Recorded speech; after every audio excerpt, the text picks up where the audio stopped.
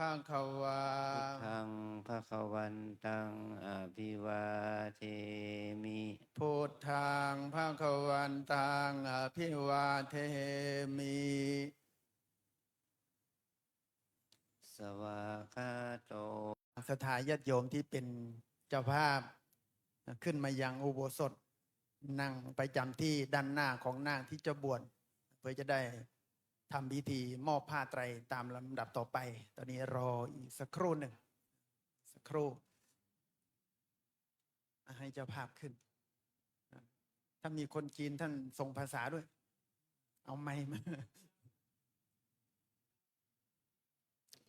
เจ้าภาพ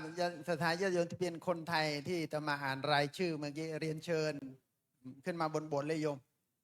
ตลอดถึงคณะศรัทธาที่เป็นคนจีนด้วยขึ้นด้านหน้าเลยโยมขึ้นด้านหน้าเลยเจริญพรเลยขึ้นด้านหน้าเรียนเชิญอย่างคุณโยมเพลคุณโยมชโย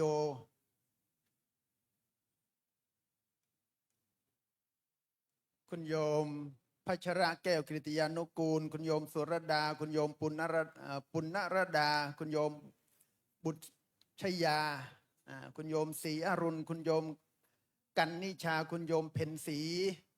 คุณโยมกิตติกรคุณโยมปุณณภาคุณโยมชาวนากรคุณโยมมนเทียนคุณโยมสุรชัยคุณโยมพัชรินคุณโยมจตุพรคุณโยมธนสรคุณโยมสาธิต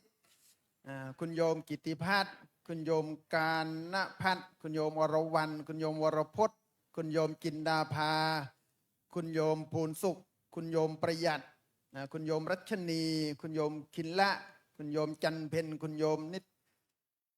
นิชภาพัฒน์คุณโยมพิชามันเหล่านี้เป็นต้นก็เรียนเชิญเจริญพรทางคณะสัตยาญาติโยมขึ้นมาบนโบสถ์เลยจะได้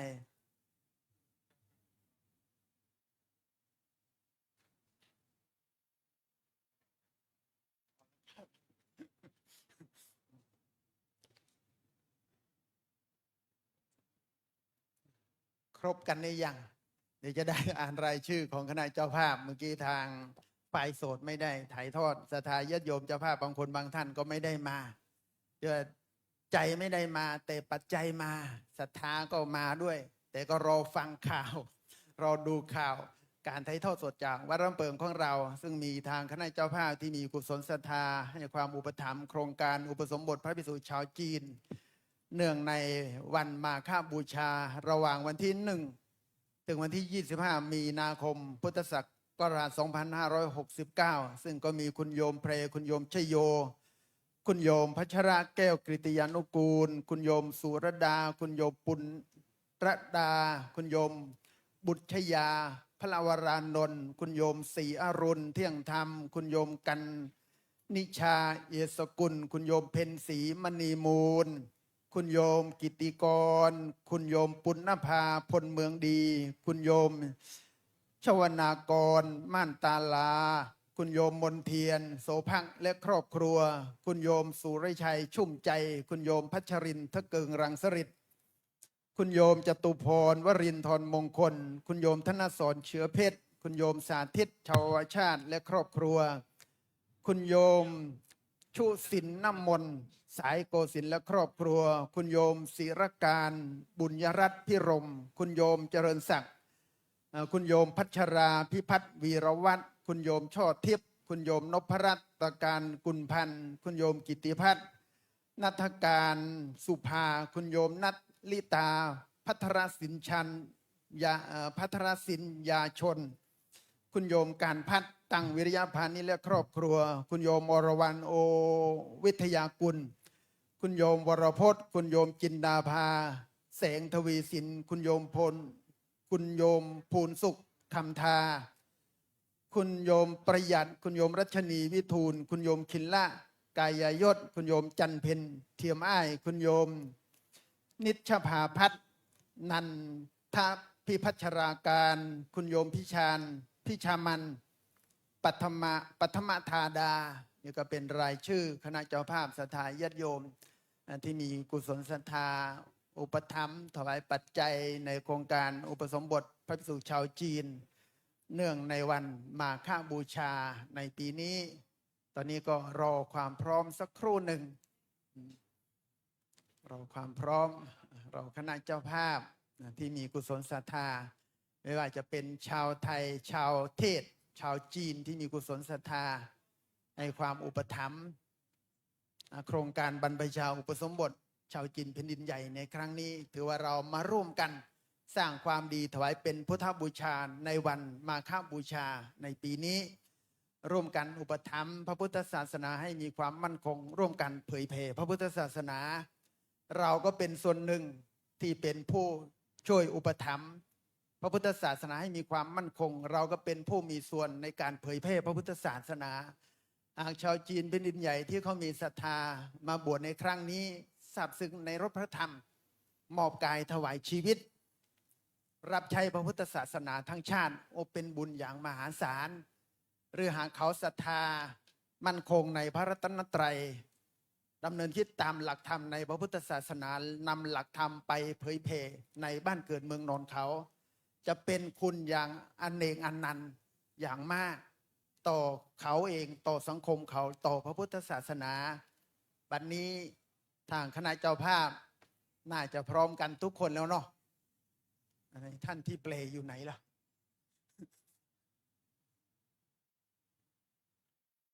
ศรัทธาญาติโยมหันหน้าเข้าหาหน้าผู้บวชหันหน้าเข้าหาเจ้าภาพเจ้าศรัทธา我们面对那个袈裟那边，面对袈裟。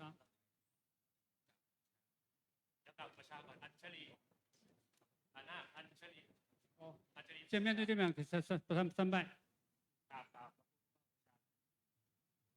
อัญชลีวันตาอาภิวาอัญชลีวันตาอาภิวาอัญชลีวันตาอาภิวาอัญชลีวันตาอัญชลี ให้ มันจะสมาทานศีลก่อน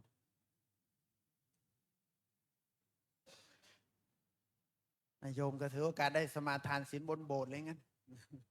สมาทานศีลเสร็จแล้วค่อยมอบผ้าไตร พร้อมกันสมทานเบญจศีลณบัดนี้นะครับมะยังพันเตวิสุงรักนัทธายะติสรเนนะสหปัญจศีลานิยาจามะทุติยัมปิมะยังพันเตวิสุงรักนัทธายะติสรเนนะสหปัญจศีลานิยาจามะตติยัมปิมะยังพันเตวิสุงรักนัทธายะติสรเนนะสหปัญจศีลานิยาจามะ นะโมตัสสะภะคะวะโตอะระหะโตสัมมาสัมพุทธัสสะนะโมตัสสะภะคะวะโตอะระหะโตสัมมาสัมพุทธัสสะนะโมตัสสะภะคะวะโตอะระหะโตสัมมาสัมพุทธัสสะ นะโมตัสสะภะคะวะโตอะระหะโตสัมมาสัมพุทธัสสะนะโมตัสสะภะคะวะโตอะระหะโตสัมมาสัมพุทธัสสะนะโมตัสสะภะคะวะโตอะระหะโตสัมมาสัมพุทธัสสะ พุทธังสรณังคัจฉามิ พุทธังสรณังคัจฉามิ ธัมมังสรณังคัจฉามิ ธัมมังสรณังคัจฉามิ สังฆังสรณังคัจฉามิ สังฆังสรณังคัจฉามิ ทุติยัมปิพุทธังสรณังคัจฉามิ ทุติยัมปิพุทธังสรณังคัจฉามิ ทุติยัมปิธัมมังสรณังคัจฉามิ ทุติยัมปิธัมมังสรณังคัจฉามิ ทุติยัมปิสังฆังสรณังคัจฉามิ ทุติยัมปิสังฆังสรณังคัจฉามิ ตติยัมปิ พุทธังสรนังคัจฉามิ ตติยัมปิพุทธังสรนังคัจฉามิ ตติยัมปิธัมมังสรนังคัจฉามิ ตติยัมปิธัมมังสรนังคัจฉามิ ตติยัมปิสังฆังสรนังคัจฉามิ ตติยัมปิสังฆังสรนังคัจฉามิ ติสรณะขมานังนิธิตัง อามะพันเต ปานาติปาตา เวระมณี สิกขาปะทังสมาธิยามิ ปานาติปาตา เวระมณีสิกขาปะทังสมาธิยามิ อทินนาทานา เวระมณี สิกขาปะทังสมาธิยามิ อาทินนาทานา เวระมณีสิกขาปะทังสมาธิยามิ กาเมสุมิจฉาจารา เวระมณี สิกขาปะทังสมาธิยามิ กาเมสุมิชฌาจารา เวระมณีสิกขาปะทังสมาธิยามิ มุสาวาทา เวระมณี สิกขาปะทังสมาธิยามิ มุสาวาทา เวระมณีสิกขาปะทังสมาธิยามิ สุราเมรยะมัชฌปมาทัฏฐานา เวระมณี สิกขาปะทังสมาธิยามิ สุร เรียนเชิญทางคณะเจ้าภาพ ที่ได้มีศรัทธาเป็นเจ้าภาพแล้วก็ได้มอบผ้าไตรบริขารให้กับนาคที่มีกุศลศรัทธา บวชถวายเป็นพุทธบูชา เนื่องในวันมาฆบูชา ก็อนุโมทนากับทางคณะเจ้าภาพเป็นอย่างยิ่ง รอทางคณะเจ้าภาพกลับไปนั่งที่รับรองให้ครบทุกท่านก่อน จากนั้นทางเจ้าหน้าที่จะได้เคลียร์ผ่านที่วางผ้าไตรออก ก็จะได้ประกอบพิธีบรรพชาตามลำดับต่อไป รอความพร้อมสักครู่หนึ่ง พร้อมสักครู่หนึ่ง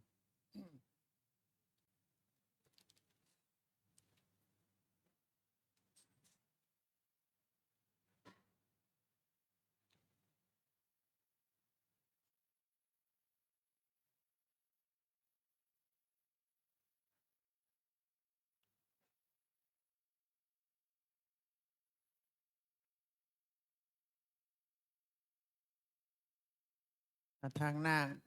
ผู้บวชขยับเข้าไปอยู่ตรงกลางเป็น2 แถว 我们转着那个排队过来可以。这边在中间，这个好，稍微的应该这边一点。你在那儿是吧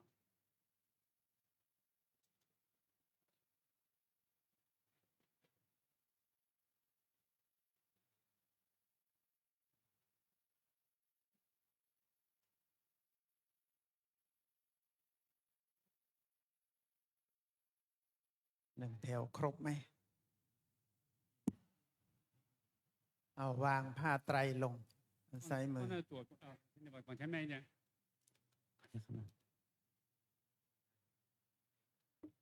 可以了。 ครบ 往 เนาะ 前一点。 ผ้า 它 ไตร 放在 ล 左 ง 边，放左边。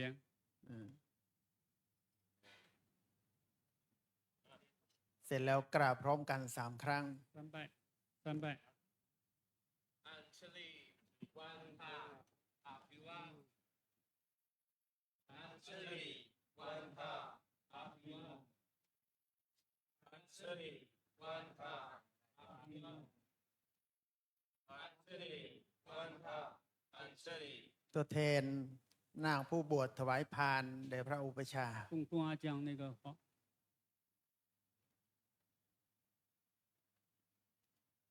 แล้วยกผ้าไตรขึ้น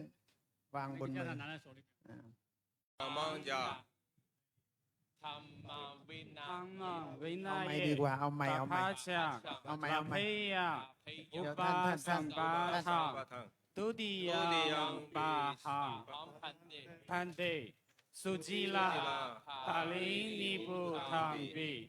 ตังปะกวันตังสารณะคัจฉามิธัมมังจะภิกขุสังฆังจะธัมมังยังหังพันเตตัสสะปะกวะโตธัมมังวินัยเยปะภาชะลาภายะอุปาสัมปะทังตาติยังอาหังพัน พัน เต เต สุจิ ภา ปารินิพุ ตัง ทัง ติ ปิ ตังปะกวะตังสารนังกัจฉามิ ธัมมังจะภิกขุสังฆังจะลาเพยะหังพันเตตัส ตั สะ สสะ ปะกวะโตธัมมังวินัยเยปะภาชะลาเพยะอุปาสัมปะทังอะหังพันเตปะภาชะยัสสามิ อิมานิกัสสยานิวัฏานิคาเหตวะปาภาเชปะมังพันเตอานุกัมปังอุปาทายาทุติยัมปิอาหังพันเตปาภาชะยัสสามิอิมานิกัสสยานิวัฏานิ กาเหตวะ ปาปาเชธรรมพันเตอานุกัมปะอุปาทายะตาติยัมปิอาหังพันเตปาปาเชยัสสามิอิมานิกัสสยานิวัฏานิคาเหตวะ พระปาเชตามะ มะพันเต พันเต อานุกัมปะอุปาทายะ ประเคนผ้าไตร ให้กับพระอุปชฌาย์แล้วก็พระสงฆ์ที่นั่งอยู่ด้านหน้า จากนั้นนั่งพับเพียบพนมมือตั้งใจฟังโอวาท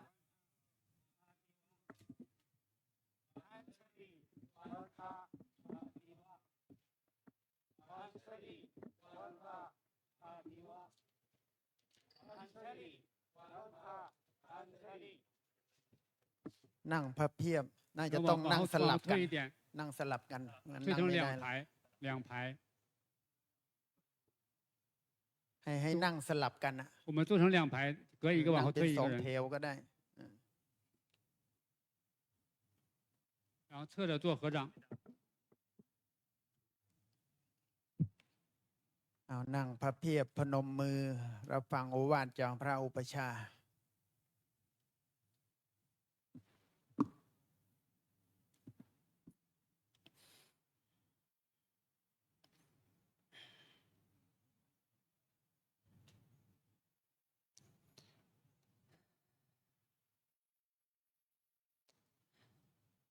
ในวันนี้เป็นวันมาฆบูชา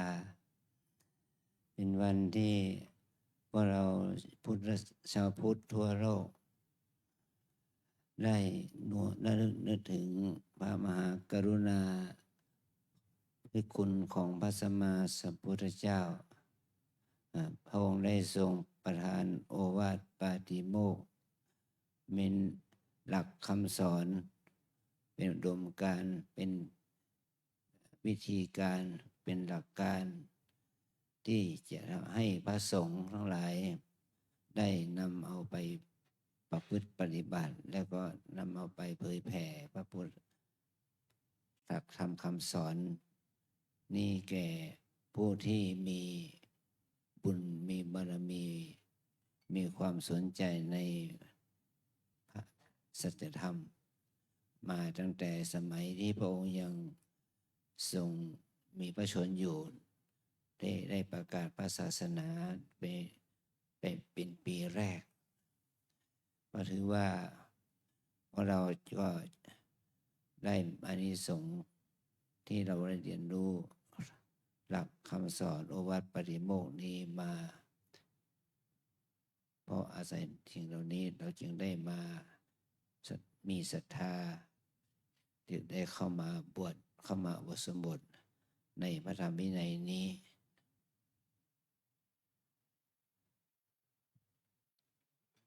今天是万佛节，是全世界佛教徒的一个重要的节日。我们在今天在万佛节去忆念佛陀的大悲之德，然后我们有虔诚的信心，希望在佛陀的教法之下，出家成为一名僧人。我们忆念佛陀的功德，去出家，然后去提升自己的内在。今天我们大家一起参加这个隆重的仪式，非常随喜。好的。พวกเรานั้นก็ได้ฟังโอวาทไปรอบหนึ่งแล้วตอนที่เราได้ทำการบวชแม่ชีเราได้มีโอกาสได้ฟังโอวาทที่เราได้เข้ามาบวชนั้นเรามาบวชคราวนี้เพราะว่าเรามีความศรัทธาในเรื่องของการสร้างบุญสร้างบารมีแล้วเราจึงได้สละตนออกบวชเพื่อที่จะเป็นทางก้าวเข้าสู่ความเจริญในพระศาสนาเพื่อเป็นหนทางให้เรานั้นมันเข้าถึงมรรคผลนิพพานเป็นที่สุดนี่คือสิ่งที่ดีงามที่เราได้สละตนออกบวชถือว่าเป็นสิ่งที่เรานั้นได้ทำในสิ่งที่เราเรียกว่ามีความกตัญญูรู้คุณของบุญที่เราได้เกิดมาเป็นมนุษย์จึงได้มีโอกาสมาบวชรู้คุณของคนคือคุณของคุณพ่อคุณแม่คุณของชาติตระกูลเราจึงได้มีโอกาสมาบวชรู้คุณของบุญเกี่ยวกับที่เราได้สะสมความดีงามมาตั้งแต่ชาติอดีตชาติมาจนถึงปัจจุบันชาติเราถือว่าเป็นกิจพิเศษที่เราได้มาต่อเติมความดีงามนี้ให้เกิดขึ้นกับเราทั้งหลายนะ我们在佛陀在万佛节这一天，给我们教导了重要的教戒八地摩卡，让我们去依照去修行。阿江说，不管是上午我们麦妻出家，还是我们男众比丘出家，都是一个巨大的功德和福报。这个巨大的功德福报可以让我们继续在修行的路上继续前进，一直到证得道果和涅槃。我们能有这样的机会，我们要有这种感恩之心，我们要感恩众生之德，就是一个是我们就是生为人身，这是一个非常重要的一个恩德，父母生我们，然后我们自己得到这个人身。然后第二个是我们的功德之德，就是我们做了所有的功德，导致我们会能够参加这样殊胜的活动，是这个功德的恩德。阿江说，在我们今天能有这样的机会，我们要有这种感恩之心，感恩众生，感恩自己曾经做过的所有的善法和功德。差不多。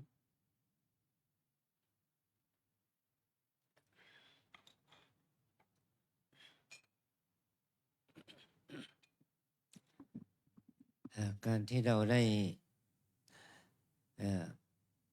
ทำหน้าที่นี้ถือว่าเราได้ปฏิบัติตามหลักธรรมของพระพุทธศาสนาที่เราเรียกว่าเราได้ของได้ความดีได้บุญได้ของหายาก4 ประการ 1คือเรา ได้เกิดมาเป็นมนุษย์ พระพุทธองค์ได้ตรัสถึงความยากของความที่ได้เกิดมาเป็นมนุษย์เนี่ยกิจโฉมนุสสะปฏิลาโภการได้กำเนิดเกิดเป็นมนุษย์เนี่ยเป็นของที่เป็นไปได้ยาก เพราะว่าคนเราทุกคนในโลกนี้ แม้แต่เรามาเกิดในมนุษย์โลกนี้แล้วเนี่ยเราไม่ใช่ว่าเราจะได้ความดีความมีสมาธิฏฐิกันได้ทุกคน เราเกิดมาเป็นมนุษย์เนี่ยเราเกิดมาไม่เจอพระพุทธศาสนาก็มี เราเกิดมาในศาสนาอื่นหรือไม่มีศาสนาที่ไม่มีการสอนศาสนาก็มี การที่เราได้เกิดมาเป็นมนุษย์ในลักษณะนี้ก็ถือว่าเป็นของหายากว่าเราเกิดมาแล้วก็มีอายุยั่งยืนมีโอกาสที่จะได้มีอายุถึงช่วงที่เราได้มาบวชเนี่ยก็เป็นความยากว่ากิจพระพุทธเจ้าตรัสถึงเรื่องนี้ก็มีบาลีว่ากิจฉังมัจจานะชีวิตังเนี่ยคือเราหาโอกาสนั้นได้ยากเพราะ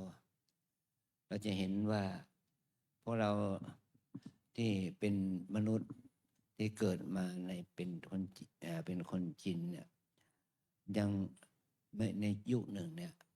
ทางรัฐบาลเขาจึงก็มีกฎหมายห้ามมีลูกเกิน1 คนนี่นะเนี่ยคือไม่ใช่ว่าเรามันจะเป็นไปได้เราก็มาเกิดเป็นมนุษย์เนี่ยมีชีวิตเนี่ยเป็นไปได้ยากในรุ่นของเราเนี่ยอายุ20 กว่าอะไรอย่างนี้30 กว่าเนี่ยก็ตกอยู่ในเงื่อนไขจะได้เกิดมาเป็นคนมาเกิดเป็นผู้ชายมันยากเพราะว่าพ่อแม่นั้นได้ตั้งครรภ์ก็ส่วนมากก็มีการทำแท้งเพราะว่าเด็กนั้นเป็นผู้หญิงก็เลยมันก็เป็นการทำแท้งไม่มีโอกาสมาเป็นมนุษย์เนี่ยนี่เราเป็นโชคดีเราเกิดเป็นผู้ชายเราจึงได้มามีชีวิตอยู่เนี่ยอันนี้คือข้อที่2ข้อที่3เราเกิดมาแล้วเราเกิดมาได้มีโอกาสพบพระพุทธเจ้าได้เกิดมาในยุคที่มีพระพุทธศาสนาพระพุทธเจ้าได้ตรัสไว้ว่ากิจโฉ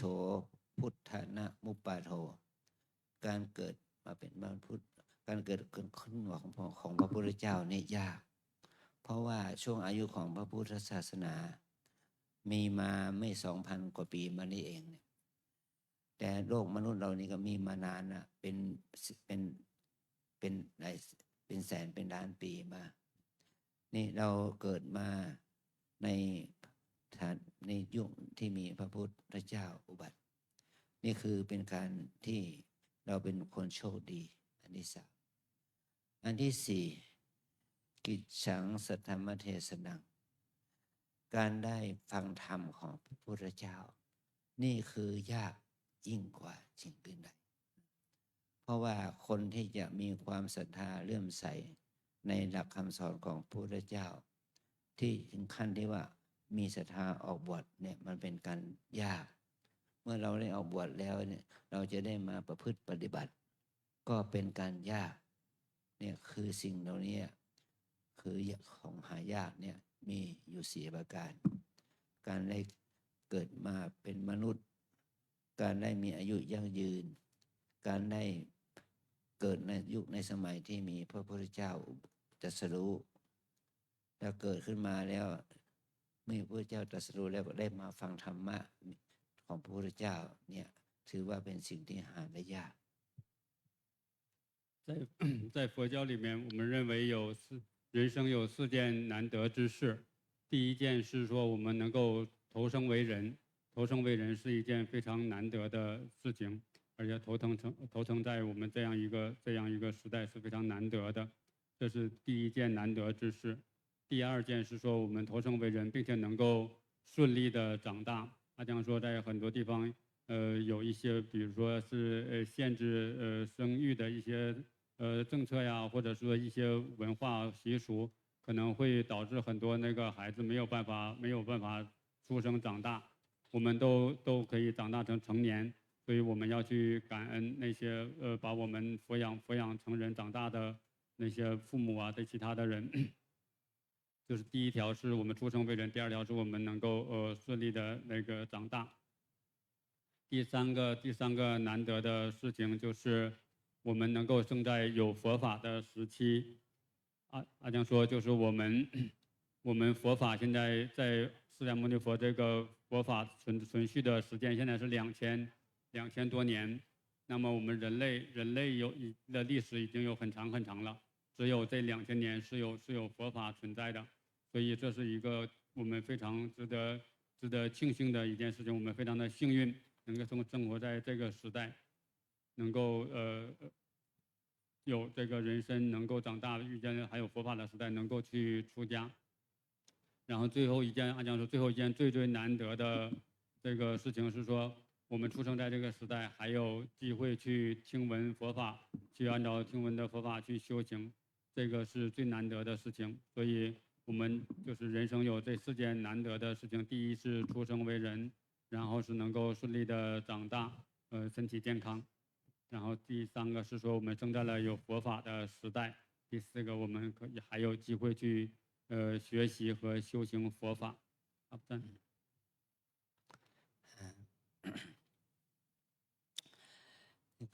นี่คือสิ่งที่เราได้ทำสิ่งที่เราได้มาบวชเป็นการที่เราได้มาบวชเราก็ได้สิ่งที่หาได้ยากถือว่าเป็นบุญเป็นบารมีเป็นกุศลกับเราเป็นบุญเป็นบารมีเป็นกุศลกับครอบครัวของเราแล้วก็เป็นบุญเป็นบารมีเป็นกุศลแก่ญาติโยมที่เป็นเจ้าภาพที่ได้มีโอกาสได้มาบวชลูกในธรรมมาบวชลูกหลานของตัวเองสิ่งเหล่านี้ถือว่าเป็นบ่อเกิดของบารมีเราได้บวชเนี่ยเราก็ได้สร้างบารมีให้ตัวเองแล้วได้เปิดโอกาสให้พ่อแม่พี่น้องญาติมิตรหรือโยมพ่อแม่อุปถัมภ์เป็นเจ้าภาพที่ได้มาสร้างบุญกับสนกับเรานี่เขากินสิ่งเหล่านี้แหละมันจะทำให้เป็นกำลังใจเป็นพลังบุญให้เกิดขึ้นกับเรา说我们今天能够在这儿出家，那就是我们刚才说人生有这些难得的之事，那就是我们在出家就意味着我们这些难得的事都已经具足了，并且我们在这个还更进一步，我们今天能够去出家，这是一件有巨大功德和福报的这个事情，对我们自己有非常大的意义，非常大的功德，对我们的家庭，对我们的父母长辈，对我们的孩子、子孙儿女，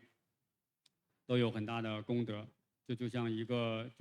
源泉，就像一个功德的源泉一样。这是我们出家的这个活动，对我们自己和对我们所有的亲人呐、朋友，都会带来巨大的功德和福报。差不多。การที่พวกเราได้มาบวชที่นี่ก็ถือเราได้มาเป็นวาจาขอบวชว่าเอสาหังพันเตสุจิระปรินิพพุตัมปิเป็นต้นเราแปลเป็นภาษาไทยมีความหมายว่าข้าแด่ท่านผู้เจริญข้าพเจ้าขอถึงสมเด็จพระผู้มีพระภาคแม้เสด็จดับขันธ์ปรินิพพานนานแล้วพระองค์นั้นขอถึงพระธรรมและขอถึงพระสงฆ์ว่าเป็นสรณะที่พึ่งที่ระลึกและขอพระสงฆ์จงให้กันบรรพชาอุปสมบท แก่ข้าพเจ้าในพระธรรมวินัยนี้ด้วยเถิดการกล่าวนี้ก็ต้องกล่าว3 หนแล้วปทุติยัมปะหังพันเตตติยัมปะหังพันเตมีแม้นบางที่2แม้นครั้งที่3ก็แล้วก็เปล่งวาจาซ้ำมีความหมายเป็นความหมายเดียวกันอันที่2ว่าอาหังพันเตปภัชชังยาจามิขอแด่ท่านผู้เจริญขอท่านจงให้บรรพชาแก่ข้าพเจ้าด้วยผ้ากาสายะที่ข้าพเจ้าถือไว้นี้ด้วยความอนุเคราะห์ให้แก่ข้าพเจ้าด้วยเถิดอันนี้ก็ทุติยัมปิแม้นครั้งที่2ตติยัมปิแม้นครั้งที่3ก็มีความหมายเช่นเดียวกันนี้นะถือว่าการที่เราไม่ได้บวช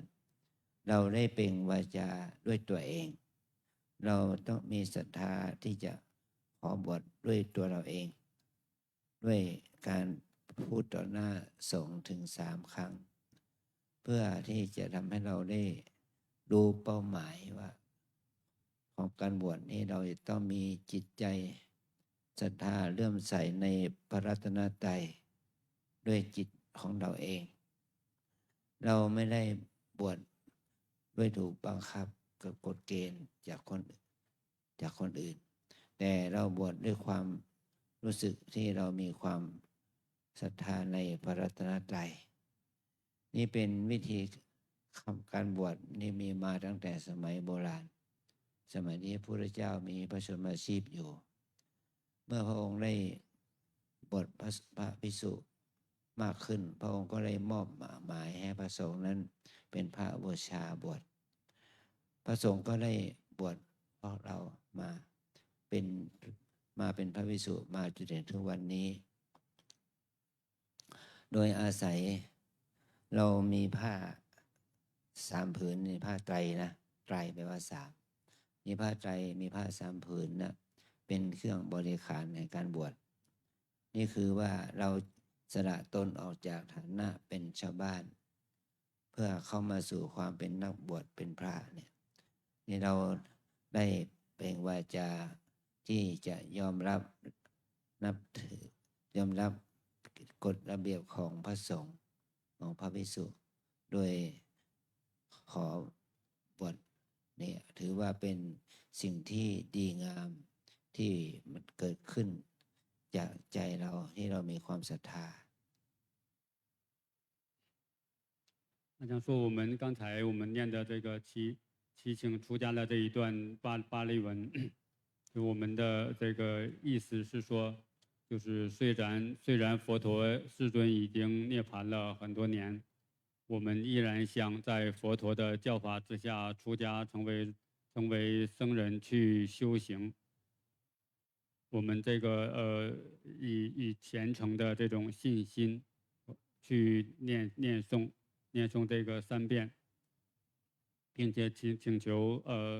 我们的戒师僧团能够接纳我们，成为僧团的一部分。阿江说，这个我们祈请的这个行为，就来自于我们自己对三宝的这种很强的信心，以及对自己的信心。我们所念诵的这段经文是从佛陀时代一直传承下来的，一直就是这样来做这个仪式的时候，一直这样的一样的经文，一直念到现在。那么我们都是以自己对三宝、对佛法虔诚的信心，以及对自己的这种信心，才能参加这个活动。阿江说，我们每个人都不是别人逼迫你来的，都是我们自己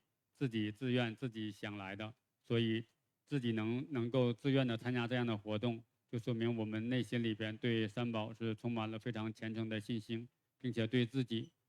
也是非常的有信心，才可能会参加这样的活动，做这样的行为。差不多。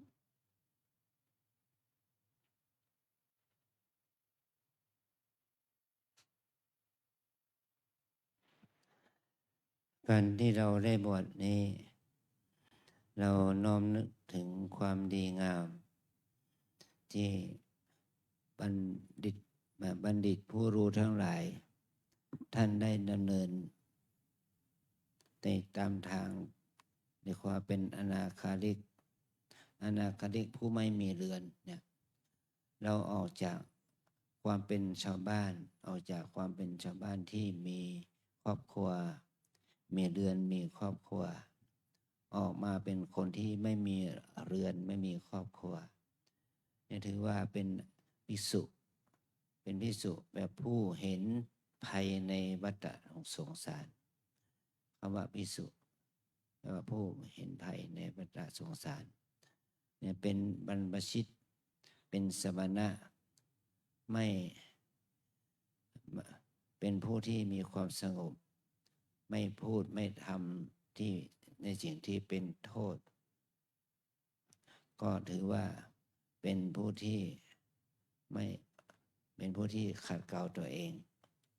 โดยอาศัยที่เราได้มาบวชนี่แหละนี่เรามาบวชก็เราศรัทธาต่อพระพุทธเจ้าพระพุทธองค์นั้นก็ในประวัติที่พระองค์ได้ทรงได้หรือเรื่องถึงประวัติของพระองค์เนี่ยว่าพระพุทธองค์นั้นได้อธิษฐานในใจทำความดีแล้วก็อธิษฐานในใจว่าขอให้เราเป็นพระพุทธเจ้าแล้วก็เมื่อได้เป็นพระพุทธเจ้าก็จะได้สอนคนให้พ้นทุกข์ได้สร้างความดีอย่างนี้มาเป็นเวลาถึง7 อสงไขยเมื่อพระองค์ได้มีการสร้างความดีมากยิ่งขึ้นมีจิตใจเข้มแข็งขึ้นได้เอ่ยปากว่าขอให้เราได้เป็นพระพุทธเจ้าและจะได้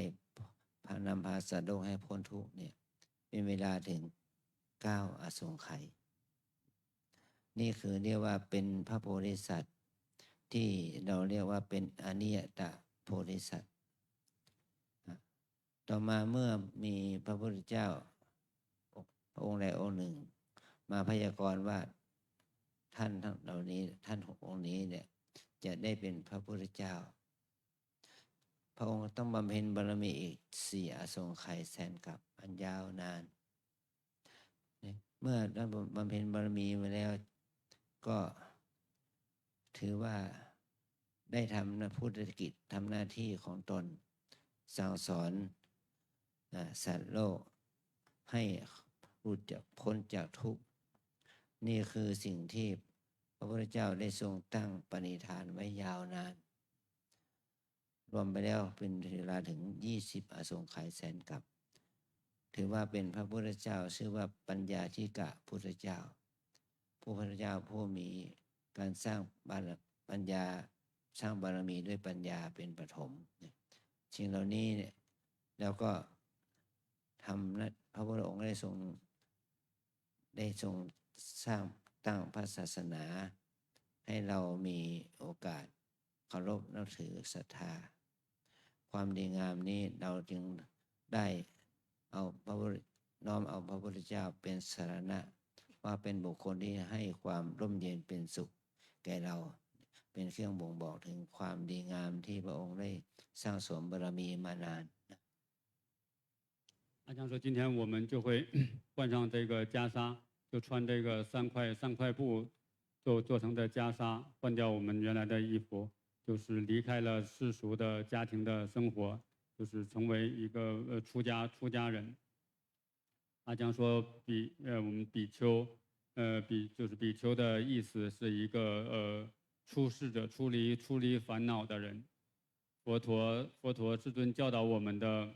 这些方法都是帮助我们去净化烦恼，使自己的心能够从痛苦里面解脱出来。都是教导我们所有的方法都是用来让我们做净化烦恼，产生智慧，从痛苦解脱的这些方法。佛陀本人也是修行了非常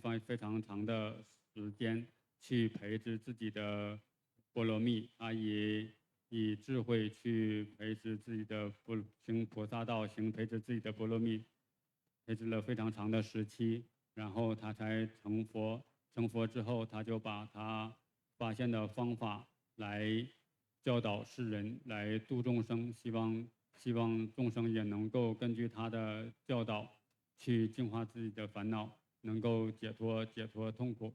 所以我们就是按照佛陀教导我们的方法去净化自己，处理烦恼，然后用智慧培植自己的波罗蜜。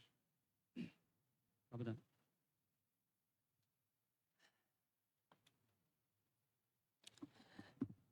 เมื่อเราได้มีร่มโพร่มธรรมเกิดขึ้นแล้ว เรามาน้อมเอาตัวเรานี้อยู่ในร่มธรรมร่มบารมีของพระสัมมาสัมพุทธเจ้า เราจะสืบทอดคำสอนของพระสัมมาสัมพุทธเจ้าสืบต่อไปได้อย่างไรเราก็ได้ด้วยการที่เราจะเอากายเอาใจเรานั้นประพฤติปฏิบัติ ตามหลักธรรมนั้นพระธรรมเป็นหลักคำสอนที่พระองค์สอน พระธรรมนั้นก็ยังไม่สามารถที่จะเอามาเป็นที่พึ่งได้ แต่พระธรรมที่เป็นหลักคำสอนนั้นถ้าเราเอามาปฏิบัตินั่นแหละทำให้สติสมาธิความเพียรความอดทนความศรัทธาความรู้ความจริงของชีวิตที่มันเกิดขึ้นกับเราตอนที่เราปฏิบัติเนี่ยถือว่านี่แหละเป็นพระธรรมที่เป็นคำสอนที่ว่าสอนตัวเราเองให้เราเนี่ยลดละเลิกในสิ่งที่ผิดสร้างสมบุญกุศลทางกายทางวาจาในทางที่ถูกต้องแล้วก็จะทำให้เราเข้าถึงความสะอาดบริสุทธิ์แห่งจิตที่ได้จากการปฏิบัตินี่คือว่าเป็นพระธรรมอันเป็นที่พึ่งแก่ตนได้อย่างแท้จริง我们怎么样才能去继承佛陀传承给我们的这个法？我们需要用我们自己的身体，用我们的身心去践行佛陀传给我们的法，才能把它继承过来。我们学习佛法，光是学习是不够的，我们需要学习之后，需要去身体力行，需要去实际的修持，才能够把佛法传承到我们这里上，并且把法作为我们的我们心的依止之处。我们按照法的要求去修行和生活，我们的行为和语言都要符合佛法，符合我们的佛陀教导我们的这些方法。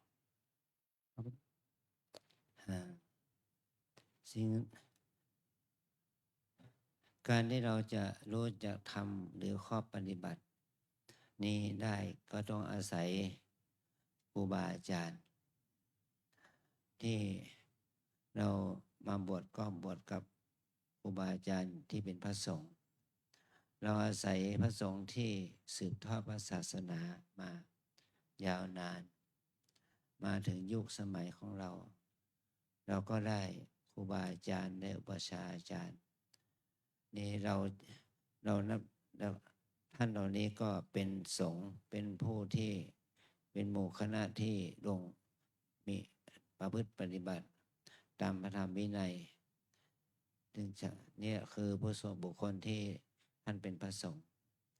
แต่พระสงฆ์ที่เราศรัทธาเลื่อมใสที่เป็นพระรัตนตรัยนั้นได้แก่ผู้ที่ประพฤติปฏิบัติตามธรรมวินัยนั้นแล้วก็บรรลุธรรมเป็นพระอริยะเป็นพระอริยสงฆ์ที่ท่านได้เป็นบุคคลที่ได้เป็นเนื้อนาบุญให้แก่เราว่าบุคคลที่เป็นพระสงฆ์ก็ได้แก่พุทธบริษัทที่บรรลุถึงธรรมนั้นแต่เพราะเราทั้งหลายที่เราได้มาบวชนี่แหละหรือว่าเพราะเราทั้งหลายศรัทธาญาติโยมทั้งหลายที่ได้มานับถือพระพุทธศาสนาถ้าได้ประพฤติปฏิบัติจนถึง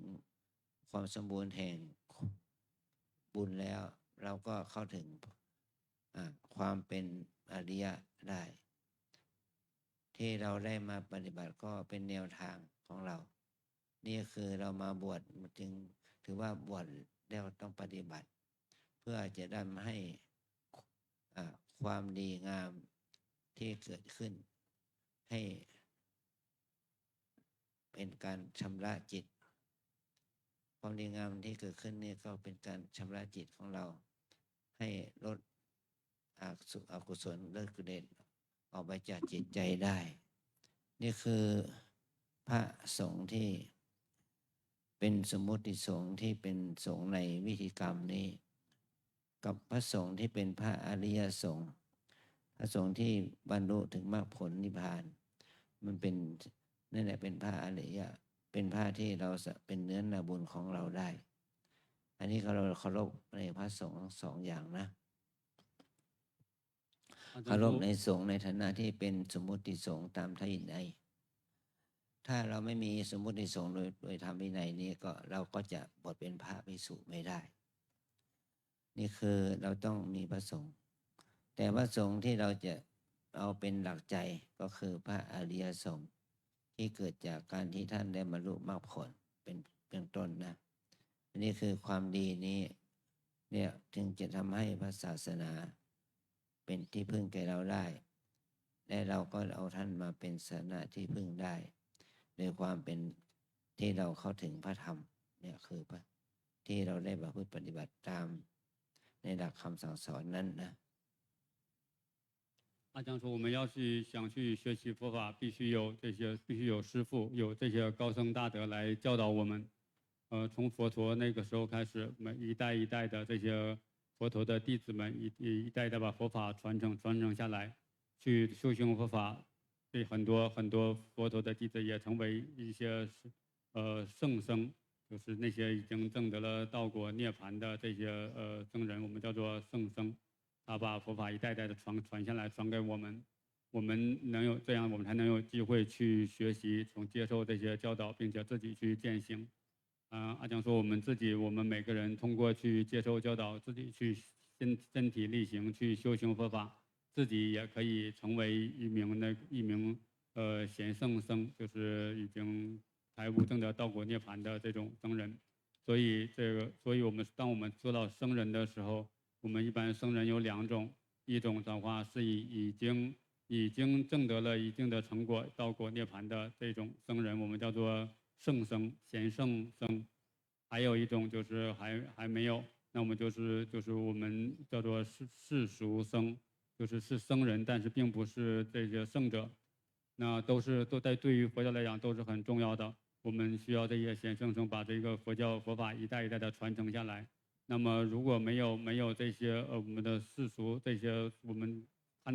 到的这些僧人，我们像我们这些今天的这种出家仪式啊，很多佛法的活动也没有办法开展，这个出家的仪式也没有办法举办。所以阿江说，当我们说到僧人的时候，僧人有两种含义啊，一种是世俗的对形式上的僧人，一种是已经根据佛法的教导已经证得了那成果的那些人，我们叫做贤圣僧。这两种都是非常重要的，在佛教里面。差不多。เมื่อเราได้มีความ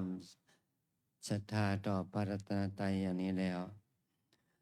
เราบวชนี่เราก็จะได้บุญกุศลที่เกิดขึ้นกับตัวเราเอง เราจะได้สร้างบารมีสร้างความดีเกิดขึ้นจากตัวเราเอง เราจะได้เรียนรู้หลักธรรมคำสั่งสอนของพระพุทธเจ้าในตัวเราเอง นี่ถือว่าเป็นอานิสงส์เป็นบุญแก่เราเป็นเบื้องต้น เมื่อบุญกุศลนี้เกิดขึ้นกับเรานำเอาความดีงามนี้เอาไปประพฤติปฏิบัติทำให้กายวาจาใจของเรานั้นดีขึ้น เรานี่แหละมันจะเป็นพลังบุญแก่เราแล้วก็จะเป็นพลังบุญแก่ครอบครัวพ่อแม่พี่น้องปู่ย่าตายายของเรานะเมื่อพ่อแม่นั้นมีความปิติมีความยินดีในการบวชของเรานั่นพ่อแม่ก็มีความสุขที่ได้ลูกบวช ได้เห็นได้รู้ถึงพอลูกที่ได้บวชมาเป็นพระ แม้จะเป็นระยะเวลาอันสั้น ก็ถือว่าได้ความดีงามได้แรงได้บุญที่ประทับจิตประทับใจของพ่อแม่พี่น้องญาติมิตรนะความดีงามนี้ก็จะเป็นแรงเป็นเครื่องประทับใจให้แก่บุคคลที่เป็นพ่อแม่พี่น้องญาติมิตรนั้นที่ได้มารู้ถึงการที่เราไปปฏิบัติอันที่สามเป็นบุญนี่ก็จะเป็นอานิสงส์แก่พระพุทธศาสนา เรามีศาสนาพุทธของเรามีสี่บวกมีบริษัทสี่ภิกษุภิกษุณีอุบาสกอุบาสิกาเราอาศัยเราได้สละตนเองออกบวชเนี่ยได้เป็นพระภิกษุก็ถือว่าเป็นการรักษาพระพุทธศาสนาได้ดูแลพระพุทธศาสนาด้วยการมาบวชเรามาบวชเนี่ยเราก็มีความศรัทธาในพระรัตนตรัยอย่างนี้นี่ก็ถือว่าเป็นประโยชน์เป็นความดีที่เราได้ทำในวันนี้ในที่เราได้มาบวชวันนี้ก็ถือว่าเป็นวันมาฆบูชาด้วย เป็นวันที่พระพุทธองค์ทรงแสดงโอวาทปาฏิโมกข์เนี่ยก็ถือว่าเป็นความดีของเราที่เราได้ทำประโยชน์แก่ตนและแก่พระศาสนาแก่สังคมแก่ครอบครัวนะ那这样说，我们出家本身就会这件事情就有很大的功德，对我们自己，这件功德就会让我们去努力的去提升自己，我们的行为语言方方面面都会变得比原来更好。当我们发生了这些改变之后，我们的家人就会看到这些变化，他们就会对我们的这些行为对我们的修行感到满意。他们也会提升他们的幸福感。就是首先就是我们对自己是有很大的功德，然后就是这个会对我们的家庭，我们所有的亲人朋友会有很大的功德，他们都会因此而得到福报，并且发生一些比较正向的这种改变，那种幸福感会更好。然后第三个就是第三个是说对我们的对整个佛教是有巨大的功德，我们出家。因为佛教我们叫做有四众弟子，比丘、比丘尼、优婆塞、优婆夷，所以我们出家的话就是成为这个四众弟子里边的比丘这个比丘众，这个对我们的对佛教的发展是非常重要的。我们佛教的发展需要四众弟子共同的努力去护持、去弘扬，所以我们出家。就是对我们自己和对家庭、亲戚朋友和对整个佛教都有很大的功德。那么它对整个社会也有非常大的意义，对这个社会也有很大的价值。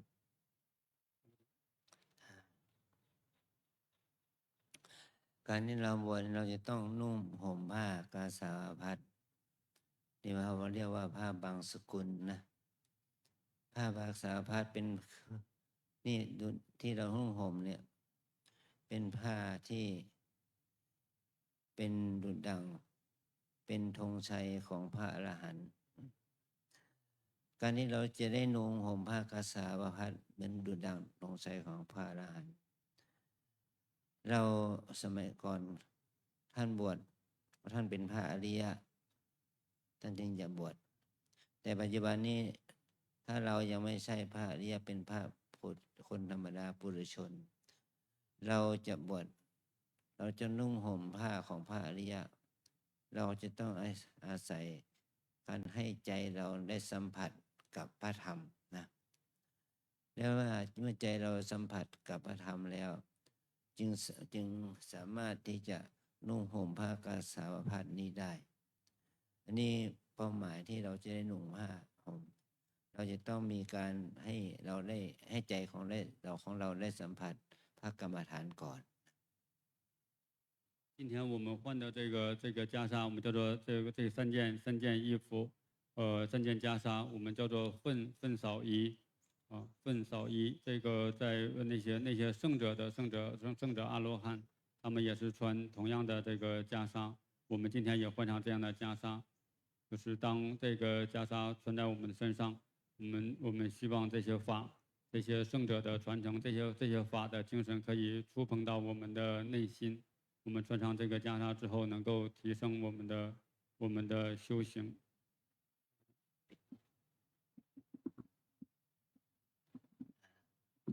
เอาเราว่าตามนะว่าตาม 然后跟着阿江念那 เก 念那些 ษาโลมานะขาทันตาตะโจตะโจทันตานะขาโลมาเกษาเกษาโลมานะขาทันตาตะโจตะโจทันตานะขา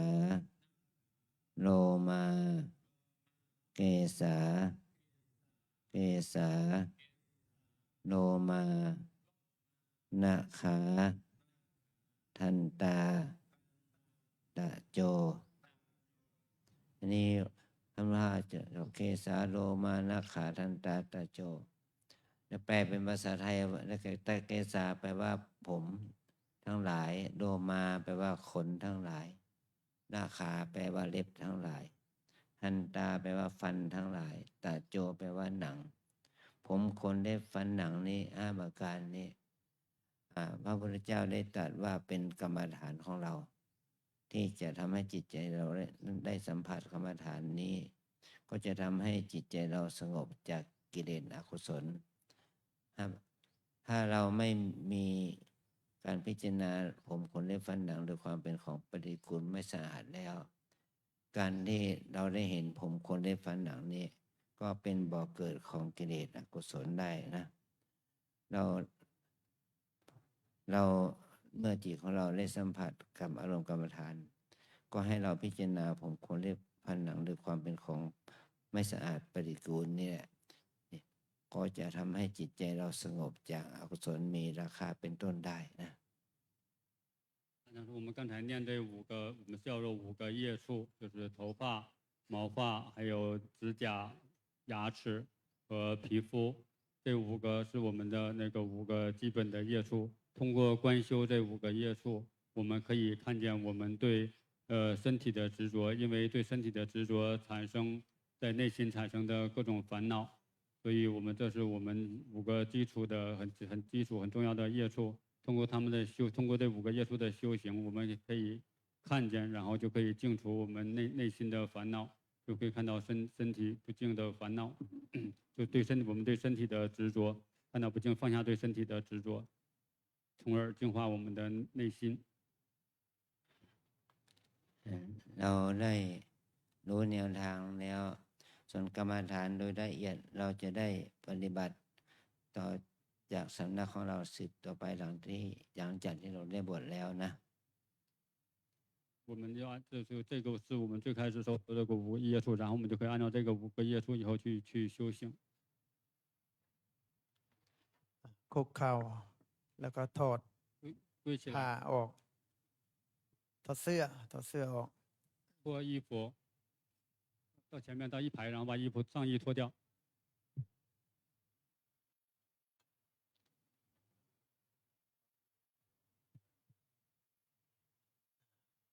ถอดเสื้อแล้วก็ขยับเข้าไป 上衣都脱掉，然后右手捂着耳朵，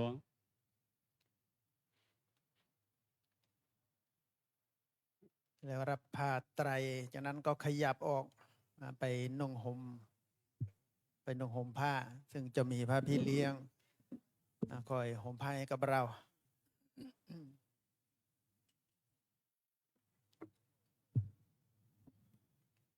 ในช่วงนี้ศรัทธาญาติโยมก็อยู่ในช่วงของการประกอบพิธีบรรพชาบวชเป็นสามเณรแต่ก็ยังไม่ได้เป็นสามเณร ตอนนี้กำลังจะไปห่มผ้า หลังจากที่ผู้บวชในเปล่งวาจาขอบรรพชาอุปสมบททางพระเดชพระคุณพระอาจารย์เจ้าคุณที่ท่านเป็นพระอุปชา ท่านก็ได้ให้โอวาทเพื่อเสริมสร้างกุศลศรัทธา เสริมสร้างกุศล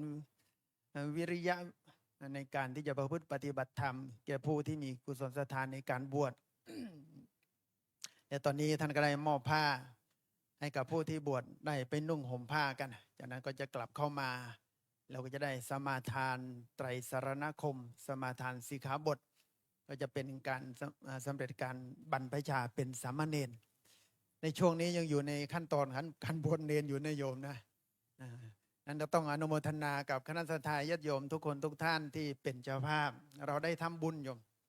ได้ทำบุญถวายผ้า ได้ทำบุญถวายอัฐบริขารนี้เป็นบุญอย่างสูงนะโยมนี่ถ้าเราไม่มีอานิสงส์นี้นะโยมนะชาติใดชาติหนึ่ง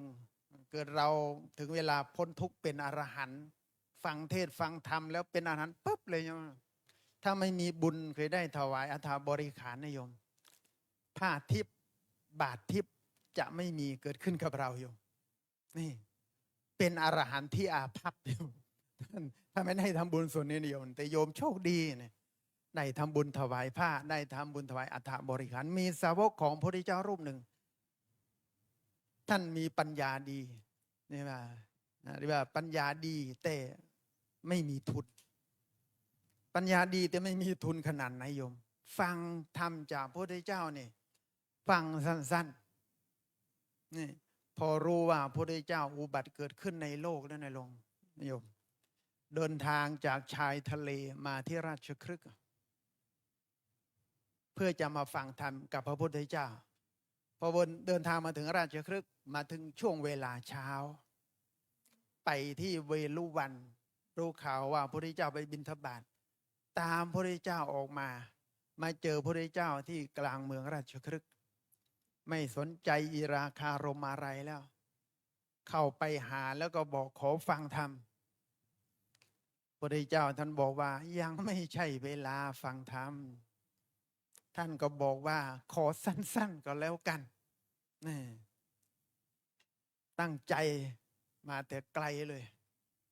ระพุทธเจ้าก็ยังห้ามอีกว่ายังไม่ใช่เวลาท่านก็บอกขอเถอะสั้นๆขอให้ชื่นใจพระพุทธเจ้าท่านเลยว่างั้นฟังเธอเห็นสักว่าเห็นนะได้ยินสักว่าได้ยินได้กลิ่นสักว่าได้กลิ่นได้รสก็สักว่ารสสั้นๆใจความไม่ยาวท่านฟังแล้วปิ้งเป็นอรหันต์เลยโยมเป็นอรหันต์ตอนเป็นโยมเนี่ยโยมแต่จะบวชเป็นพระได้ต้องมีอัฐบริขารนี่พระพุทธเจ้าก็ถามว่าแล้วเธอมีบาตรมีจีวรไม่มีนั้นไปหาบาตรหาจีวรมาจะบวชให้สมองดีปัญญาดีแต่ไม่มีทุนคือไม่มีบุญเก่าโยมพระพุทธเจ้าท่านบอกว่าถ้าใครที่เคยทำบุญถวายผ้าไตรอัฐบริขารเอาไว้ถ้าวันใดวันหนึ่งตนเองฟังธรรมแล้วเป็นพระอรหันต์นะโยมผ้าทิพย์บาททิพย์จะลอยมาจะมีพระอินทร์พระพรหมเอามาถวาย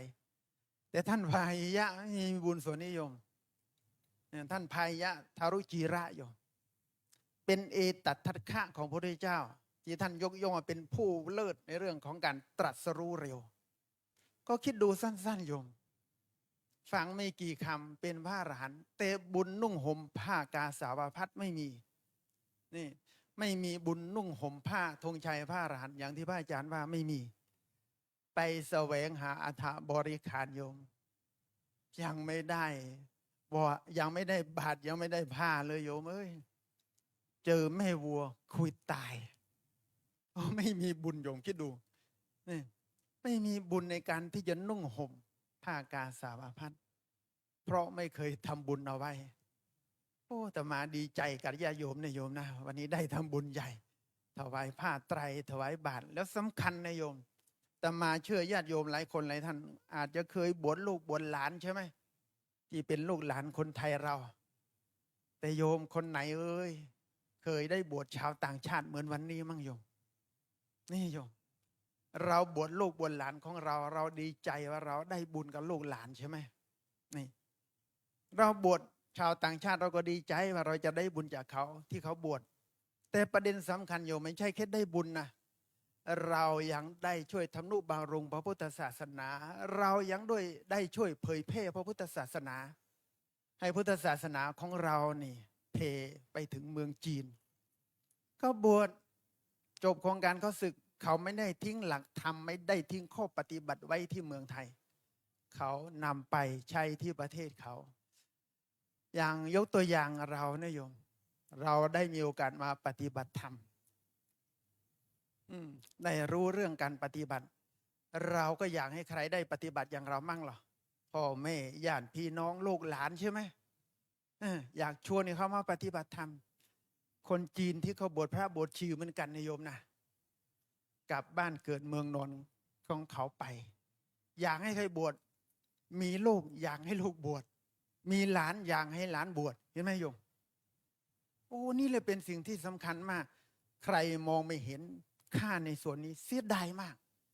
แต่ศรัทธาญาติโยมโอ้แต่มาดีใจที่ญาติโยมมีสติปัญญาเข้าใจมองเห็นประโยชน์ในส่วนนี้ช่วยโอกาสได้บุญกับตัวเองช่วยโอกาสในการช่วยเผยแผ่พุทธศาสนาแต่มาเชื่อคนที่มาบวชชีมาบวชพระที่วัดร่ำเปิงกลับไปก็คงจะนำเรื่องราวที่ตนเองได้มาบวชประทับใจชื่นใจในบรรยากาศตอนประกอบพิธีบวชประทับใจอิ่มใจที่ได้ประพฤติวัดปฏิบัติธรรมที่วัดร่ำเปิงกลับไปเดี๋ยวเขาก็จะนำข่าวนี้ไปบอกปีหน้านะโยมนะถ้ามีโครงการอีกโยมอย่าให้พลาดโยมให้พลาดนะโยมนะอาตมาเนี่ยยังโชคดีมีโอกาสรู้ข่าวรีบขึ้นมาเลยเนี่ยปกติไม่ได้อยู่นี่นู่นไปอยู่อีสานไปแบกไม้แบกปูนอยู่แต่พอรู้ข่าวว่าร่ำเพิงจะมีโครงการบวชพระบวชแม่ชีชาวจีนโอ้อยู่ไม่ได้แล้วโยมอยู่นั้นได้ดูแต่ข่าวดูภาพผ่านเพจของวัดมันไม่ชื่นใจไม่ประทับใจเหมือนอยู่ในบรรยากาศใช่ไหมโยมโยมตัดสินใจเดินทางมาเลยโยมนี่เลยมีโอกาสมาได้เห็นบรรยากาศบวชแม่ชีบวชพระแล้วโอ้ชื่นใจนี่นั้นก็อนุโมทนากับกุศลศรัทธาของญาติโยมทุกคนทุกท่านนะโยมนะนี่เก็บบุญเก็บความดีให้ฝังจิตฝังใจของเราเป็นอธิปดีอารมณ์อยู่ในจิตในใจของเรานี่แล้วกลับไปบ้านนะโยมอย่าไปลืมบอกลูกบอกหลานบอกญาติพี่น้องคนรอบข้างนะโยมนะให้เขาอนุโมทนาบุญกับเราด้วยนี่วันนี้เราได้ไปทำบุญบวชพระนะและเป็นพระชาวต่างชาตินะชาวจีนแผ่นดินใหญ่ที่เขามีศรัทธามาบวชปฏิบัติธรรมที่วัดร่ำเปิงเพื่อเขาได้ยินบุญที่เราบอกอนุโมทนาบุญกับเราหรือบางทีเขามีโอกาสได้ทำบุญมาทำบุญถวายทานถวายภัตตาหารอุปถามผู้ปฏิบัติธรรมที่วัดร่ำเปิงเราเป็นผู้กระจายบุญอยู่เนี่ยนี่นั้นเราอยากกระจุกบุญช่วยกันกระจายบุญอยู่ใช่ไหมโลกนี้ถ้าเราช่วยกันกระจายบุญสันติสุขสันติภาพก็จะเกิดขึ้นแต่ถ้าเรากระจุกบุญนี่สันติสุขสันติภาพไม่เกิดขึ้นทุกวันนี้โลกกำลังวุ่นวายเราดูข่าวปัจจุบันสิอยู่กันไม่เป็นสุขนะโยมเนาะ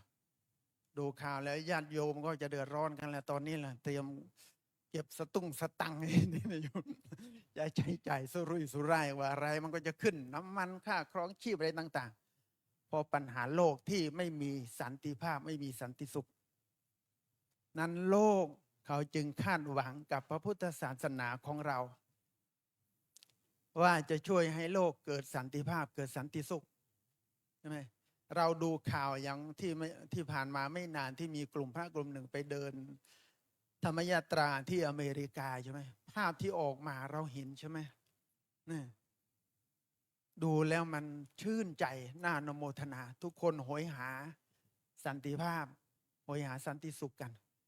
นั้นสันติภาพสันติสุขจะเกิดขึ้นไม่ได้หรอกถ้าไม่มีหลักธรรมในการประพฤติปฏิบัติในการดำเนินชีวิตและหลักธรรมที่สำคัญที่สุดในวันนี้ที่พระพุทธเจ้าได้ให้โอวาทเอาไว้กับพระสงฆ์ที่มาประชุมกัน 1,250 รูปท่านยกขึ้นเป็นปฐมคาถาเลยนี่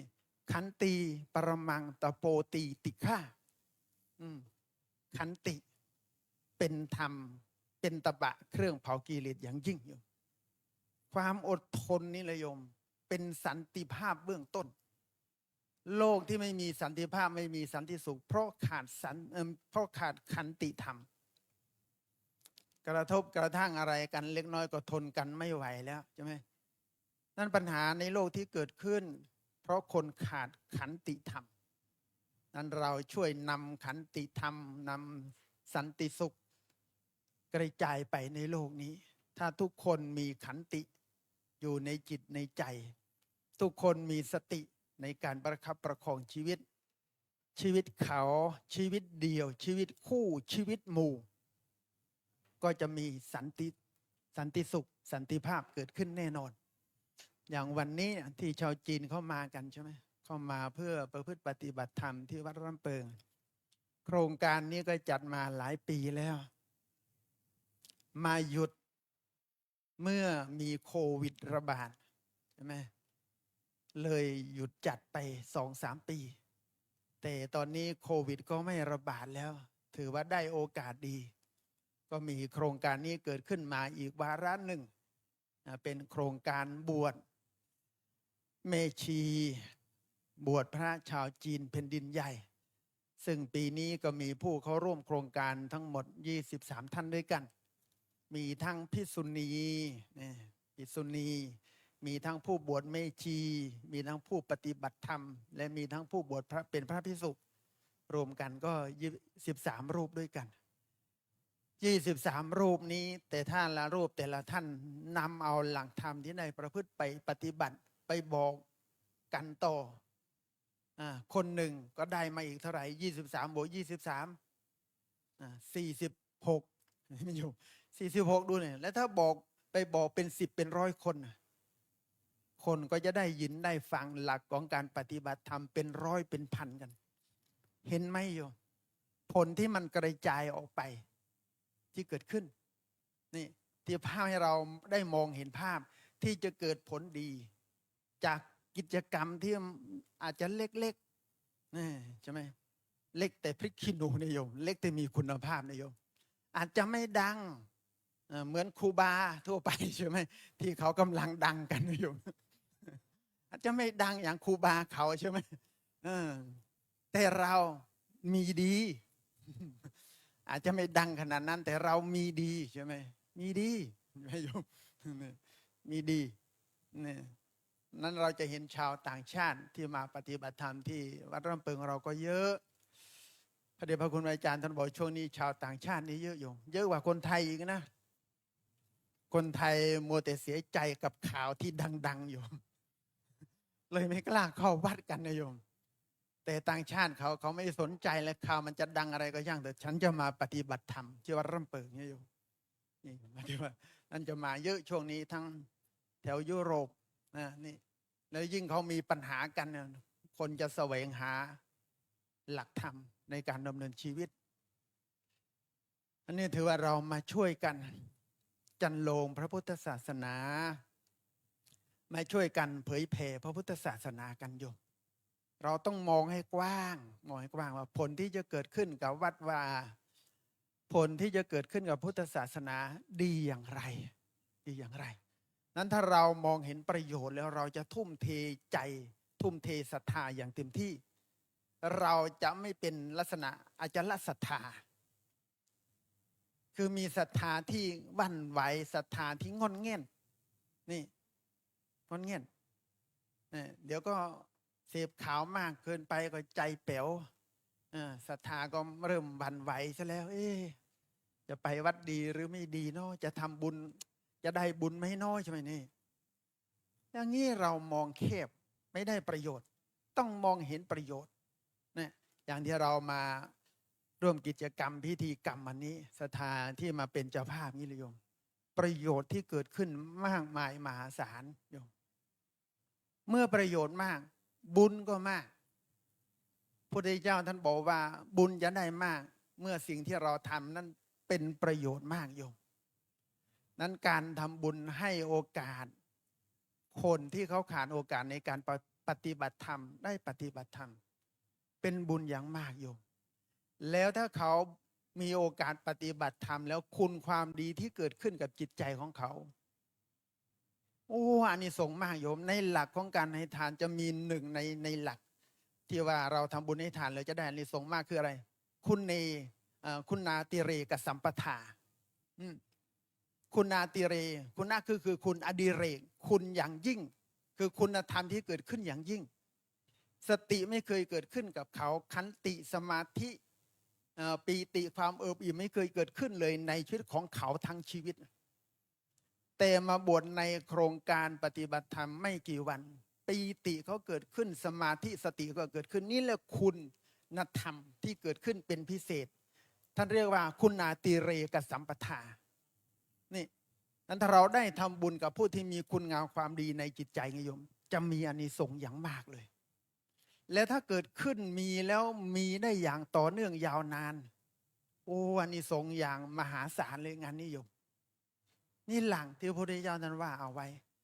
นั้นการที่เราทำความดีอะไรก็ตามเกื้อหนุนให้คนมีคุณธรรมความดีอย่างมากเป็นพิเศษนั่นแหละจะได้อานิสงส์อย่างมากเกิดขึ้นกับเรานั่นอย่างที่เรามาร่วมกันเป็นเจ้าภาพอุปถัมภ์ถวายความอุปถัมภ์คณะผู้บวชชาวจีนแผ่นดินใหญ่ถือว่าเราได้สร้างบุญใหญ่กันได้สร้างบุญใหญ่ให้กับตัวเรา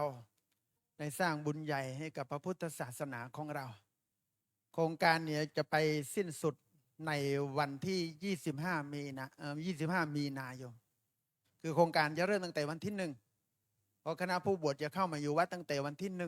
1มาซักมาซ้อมท่องคำบวชโยมเห็นไหมอย่างตอนเช้าไม่ชีที่เขาบวชว่าเป็นภาษาบาลีเสร็จแปลเป็นภาษาจีนตมาถ้าบางครั้งเป็นตมาบวชว่าเป็นภาษาบาลีแปลเป็นภาษาไทยนะไม่รู้กี่เดือนจะได้บวชโยมขนาดว่าเป็นภาษาบาลีเอสหังพันเตยังโอ้ยติดขัดโยมเพราะศรัทธามันไม่เท่าไหร่มีศรัทธาที่ว่าบวชแล้วจะได้บุญเท่านั้นเองใช่ไหมนั้นศรัทธาที่จะตั้งใจให้เกิดความภูมิใจของตนเองเนี่ยบวชครั้งหนึ่งแล้วว่าเองได้โดยปากเปล่าอย่างเต็มปากเต็มคำตมาว่าเป็นภาษาบาลีได้แต่เป็นแปลเป็นภาษาไทยไม่ได้โยมแต่แม่ชีชาวจีนตอนเช้าใช่ไหมว่าเป็นภาษาบาลีเอสังพันเตจบแล้วแปลเป็นภาษาจีนอีกเห็นไหมความตั้งใจความตั้งใจของเขาขนาดไหนใช้เวลาไม่กี่วันที่เขาซักซ้อมท่องคำขานคอบวชทั้งภาษาบาลีและภาษาไทยได้เลยแล้วบวชเสร็จนะไม่ใช่อยู่สบายใช่ไหมต้องประพฤติวัดปฏิบัติธรรมอย่างเต็มที่เรียกว่าหลักสูตรเป็นกรณีพิเศษตอนนี้คณะผู้บวชพระชาวจีนได้นุ่งห่มผ้าเสร็จแล้วกำลังทยอยขึ้นมาบนโบสถ์อีกสักครู่หนึ่ง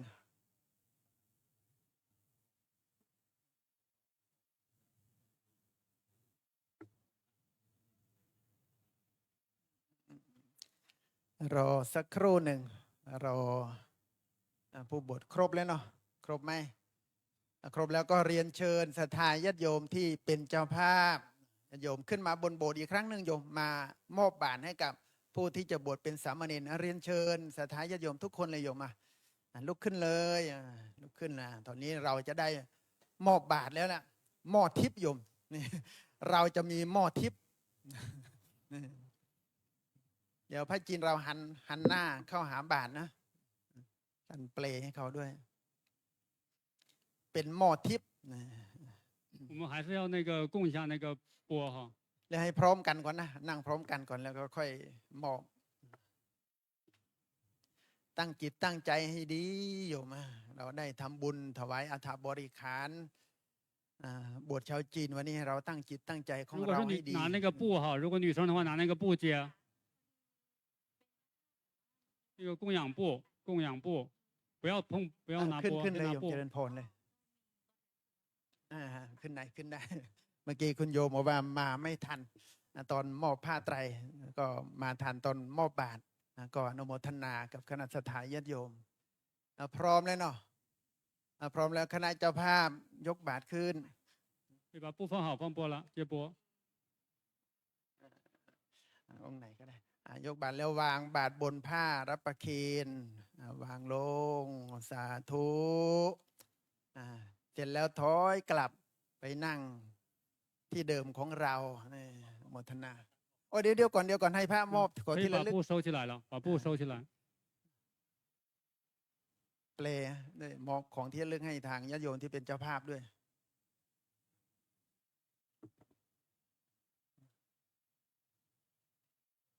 มอบของที่ระลึก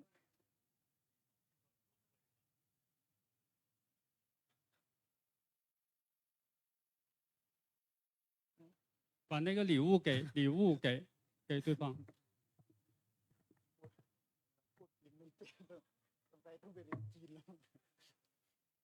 เป็นของที่ระลึกโยมรับของที่ระลึกจากผู้ที่บวชพระเสร็จแล้วก็กลับไปนั่งที่เดิมของเราอนุโมทนากระถางคณะเจ้าภาพเราสักครู่เราให้ศรัทธาญาติโยมกลับไปนั่งไปจำที่ของตนเองเสร็จแล้วก็จะให้ทางผู้ที่จะบวชมาจัดแถวกันใหม่ ตั้งแถวเป็น2 แถวหน้ากระดาน 然后拿着钵到前面，两排， อุ้มหมานมาด้วยอุ้มหมานมาด้วย 应该在第一排师傅。我们昨天第一排有7个，第二排4个人，大家怎么做的？师傅你在前边。 ขยับเข้ามา 第一排7个人，第二排4个 เรียงหนึ่ 人。 งเลยเรียงหนึ่งก่อนเรียงหนึ่งเหมือนตอนแรกนั่งเหมือนตอนแรกนั่งเรียงหน้ากระดานเป็น1 แถว 有4个人在第二排，昨天谁在第二排？第二排。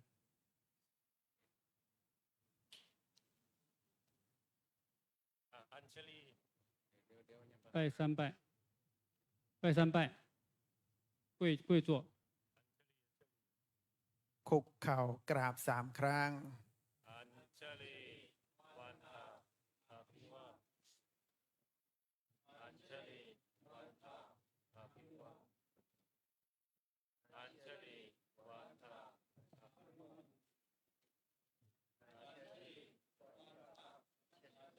ตัวแทนผู้บวชเนร ตอนนี้ก็คงเกิด ถ สุข วายผ่านดอกไม้ทุก ผู้อย่าง เทียน สุข แด่พระกรรมวาจาจารย์ 不用不用。 สมาทานไตรสารณคมพร้อมกัน 钵就放在自己左边钵。阿航潘德，萨那亚西拉亚恰米，杜迪杨皮，阿航潘德，萨那拉斯拉亚恰米，大地杨皮，阿航潘德，萨拉那西拉亚恰米。 นะโมตัสสะภะคะวะโตอะระหะโตสัมมาสัมพุทธัสสะนะโมตัสสะภะคะวะโตอะระหะโตสัมมาสัมพุทธัสสะนะโมตัสสะภะคะวะโต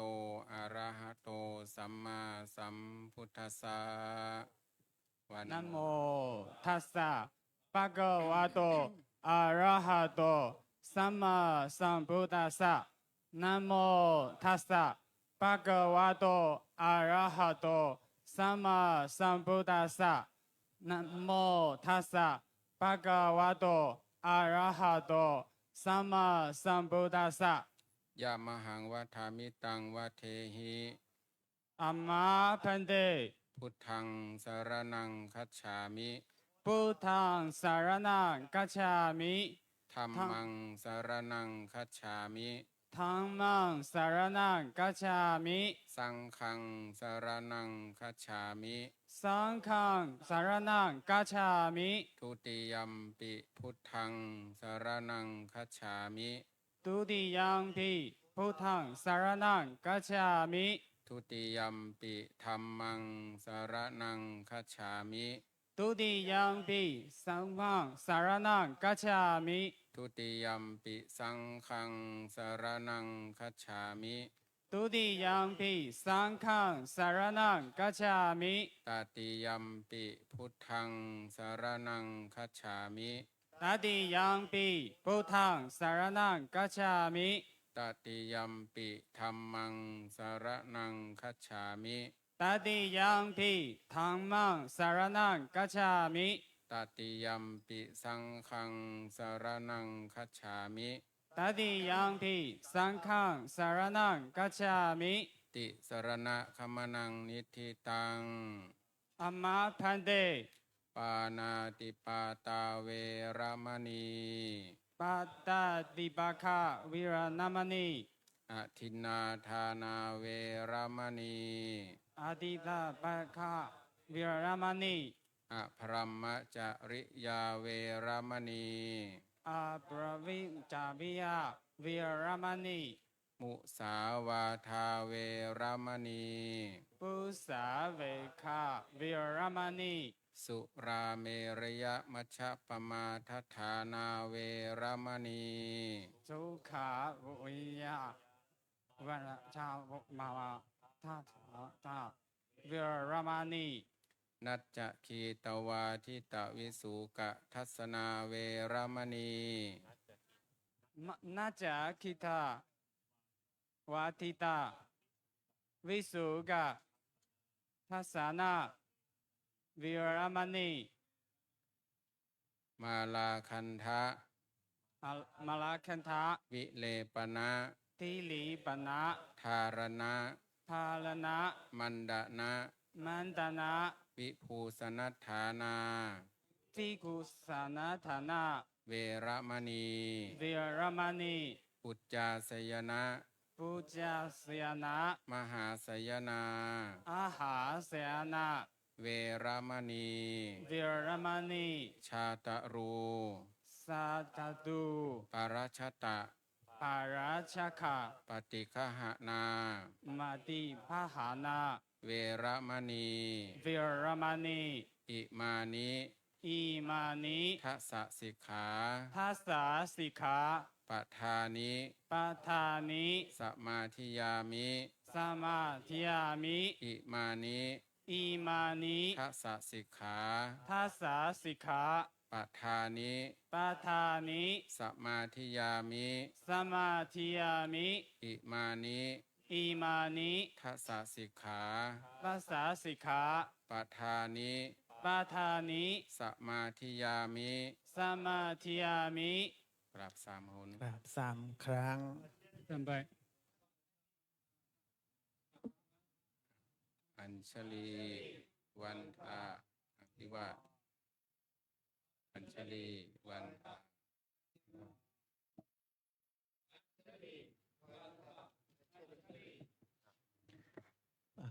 ผ่านดอกไม้ทูบเทียน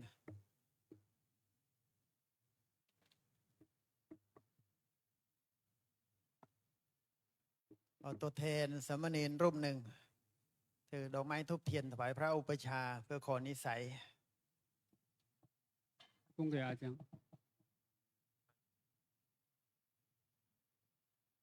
ประเคนพระอุปชฌาย์เขียน กล่าวคำขอนิสัยพร้อมกัน 接着念下一段。อหังพันเตนิสายังยัจฉามิตุติยัมปิอหังพันเตนิสายังยัจฉามิตติยัมปิอหังพันเตนิสายังยัจฉามิอุปาชายโยมิพันเตโหเฮอุปาชายโยมิพันเตโหเฮอุปาชายโยมิพันเตโหเฮ ปฏิรูปัง สาธุพันเต โอปายิกัง สาธุพันเต ปาสาธิเกนะสัมปาเทหิ สาธุพันเตอาชาตาเคธานิเทโลหมายหังพาโลมหังพิลาสาพาโลอาชาตาเคธานิเทโลหมายหังพาโลอาหังบิเทลาสาพาโลอาชาตาเคธานิเทโลหมายหังพาโลอาหังบิเทลาสาพาโล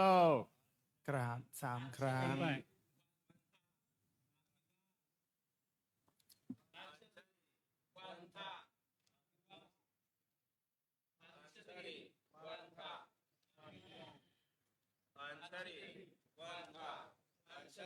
นั่งพับเพียบพนมมือ 侧着 รับ 做 ฟั 合 ง 掌 โอ，วาทจากพระอุปชฌาย์ 侧坐合掌听阿江开示。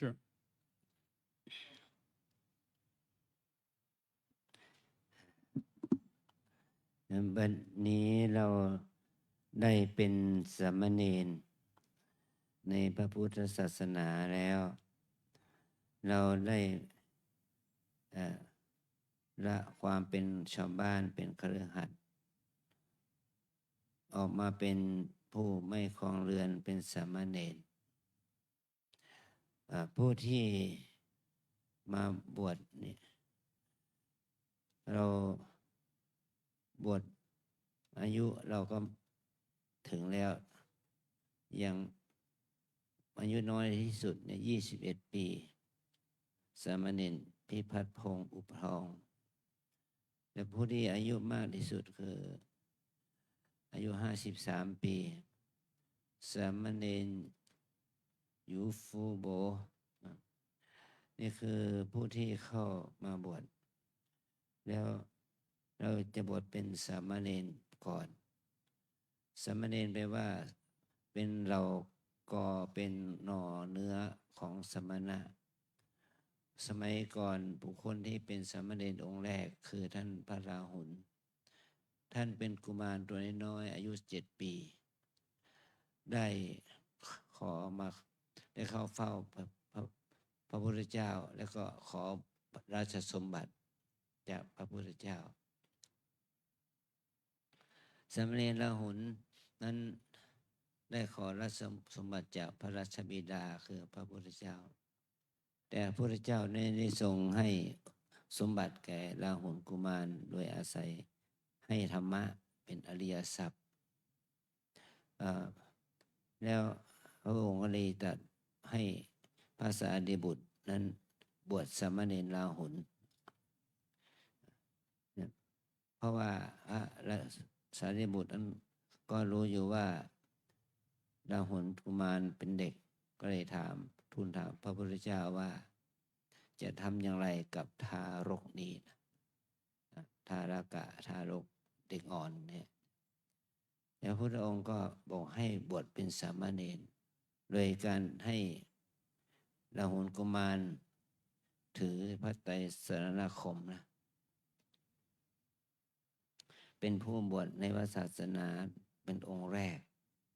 ที่นิโคธารามเมืองกบิลพัสดุจึงเป็นเหตุให้บุคคลที่อายุน้อยกว่า20ได้เป็นนักบวชที่เราเรียกว่าสามเณรนี่คือเป้าหมายตั้งแต่นั้นมาก็มีบุคคลอายุ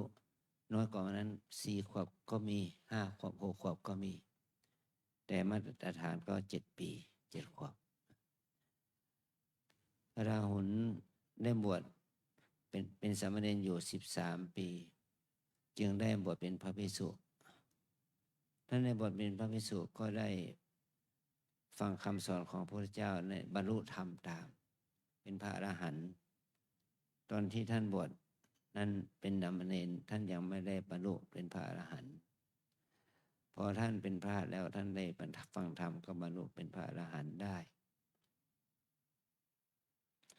มันเหมือนกับสามเณรในประเทศไทยเราในช่วงนี้บวชเป็นสามเณรเพื่อศึกษาเป็นศึกษาเพื่อเรียนรู้นักธรรมบาลีอะไรตัวเนี้ยเรียนศึกษาความรู้ทางโลกอย่างนี้นะต่อเมื่อท่านอายุถึง20 ปีข้ออุปสมบทกรรมเป็นพระภิกษุก็ถือว่าเป็นผู้ใหญ่พอเราจึงเอาตัวอย่างนั้นมาเป็นเบื้องต้นของการบวชพระภิกษุนะเนี่ยพอบวชเป็นพระภิกษุนี่เราได้ขอนิสัยจากอุปชฌาย์อาจารย์เมื่อขอนิสัยจากอุปชฌาย์อาจารย์แล้วก็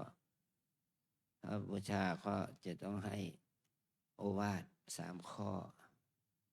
ว่าท่านทั้งหลายโอวาทที่พระอุปชฌาย์จะถามพวกเราว่าปฏิรูปปังคือปฏิรูปโอ ก็ทำให้ตัวเองให้ดีขึ้นนะครับว่าพอเรามาบวชเป็นจากความเป็นชาวบ้านมาเป็นพระแล้วก็จะทำให้เราชีวิตของเรานั้นดีขึ้นได้อย่างไร ดีขึ้นได้โดยการที่เราได้ประพฤติปฏิบัติตามหลักธรรมวินัยข้อวัดปฏิบัติมันก็จะเกิดขึ้นแล้วท่านก็ได้ถามว่าเรามาบวชแล้วเราจะทำยังไงก็ทำให้เราจะทำให้ชีวิตของเราดีขึ้นอย่างไรว่าเราก็ได้รับปากแล้วว่าจะทำให้การบวชของเราให้ดีขึ้นโดยการฝึกจิตของเราด้วยการภาวนาทำกิจวัตรนะอันที่สองได้ตั้งวชาได้ถามว่าโอปายิกังแปลว่าชอบด้วยอุบายของบัณฑิตเมื่อเราบวชเป็นเณรแล้วเราจะประพฤติตนให้เป็นตัวอย่างที่ดีแก่สังคมแก่ศาสนาเราได้ประพฤติตนเป็นตัวอย่างที่ดีให้พ่อแม่พี่น้องญาติมิตรได้ชื่นใจได้ชื่นชมความดีที่เราได้เป็นผู้บวชอันที่สามปัจฉาทิเกนะสัมปเดหิเมื่อเราบวชแล้วเราจะต้องเป็นบุคคลที่มีข้อวัดปฏิบัติอันงดงามเนี่ยคือว่าทำให้หมู่คณะชื่นชมยินดีทำให้ชาวพุทธสังคมชาวพุทธแล้วชื่นชมยินดีแล้วทำให้เพื่อนสาธมิกด้วยกันมีความดีใจว่ามีเพื่อนที่มาปฏิบัติธรรมด้วยกันเนี่ย11 รูปเนี่ยดีกันทุกคนอันนี้เป็นสิ่งที่เราจะต้องได้เรียนรู้ว่าการบวชของเรานั้นจะต้องมีเงื่อนเพื่อเรามาบวชเพื่อสร้างนิสัยที่ดีงามสร้างข้อประพฤติปฏิบัติที่ดีงามกับให้ตัวเราเองเนี่ยให้เป็นที่ชื่นชมแก่สังคมเนี่ยคือเราจะต้องเรียนรู้นี่นะ阿江说：“现在那个我们的仪轨到现在我们就已经完成了沙弥的部分。下面我们所有人已经受戒成为一名沙弥。沙弥在佛教里边是指我们那些有不到20岁的男众想要出家，不能成为比丘，就要去做沙弥。在佛教里边，佛教里面的第一个沙弥是。”是太子的儿子，拉胡拉。拉胡拉在7岁的时候，准备出家，因为他太小，还不能做比丘，所以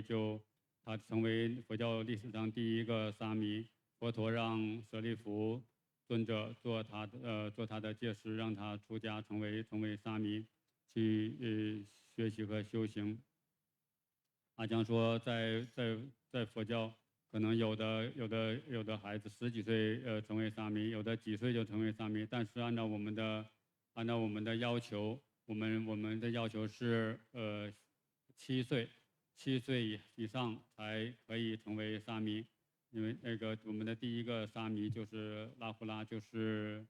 7岁成为沙弥，然后做沙弥做了13年，在20岁的时候受戒成为比丘，在成为比丘之后，他去听佛陀讲法。就证得了阿罗汉，这是佛教里边的沙弥，第一个沙弥。然后现在在泰国也有很多沙弥，他们沙弥的主要的任务是去学习佛法，学习知识，然后等到他们20岁的时候就可以受戒成为比丘。我们在受戒成为沙弥之后，我们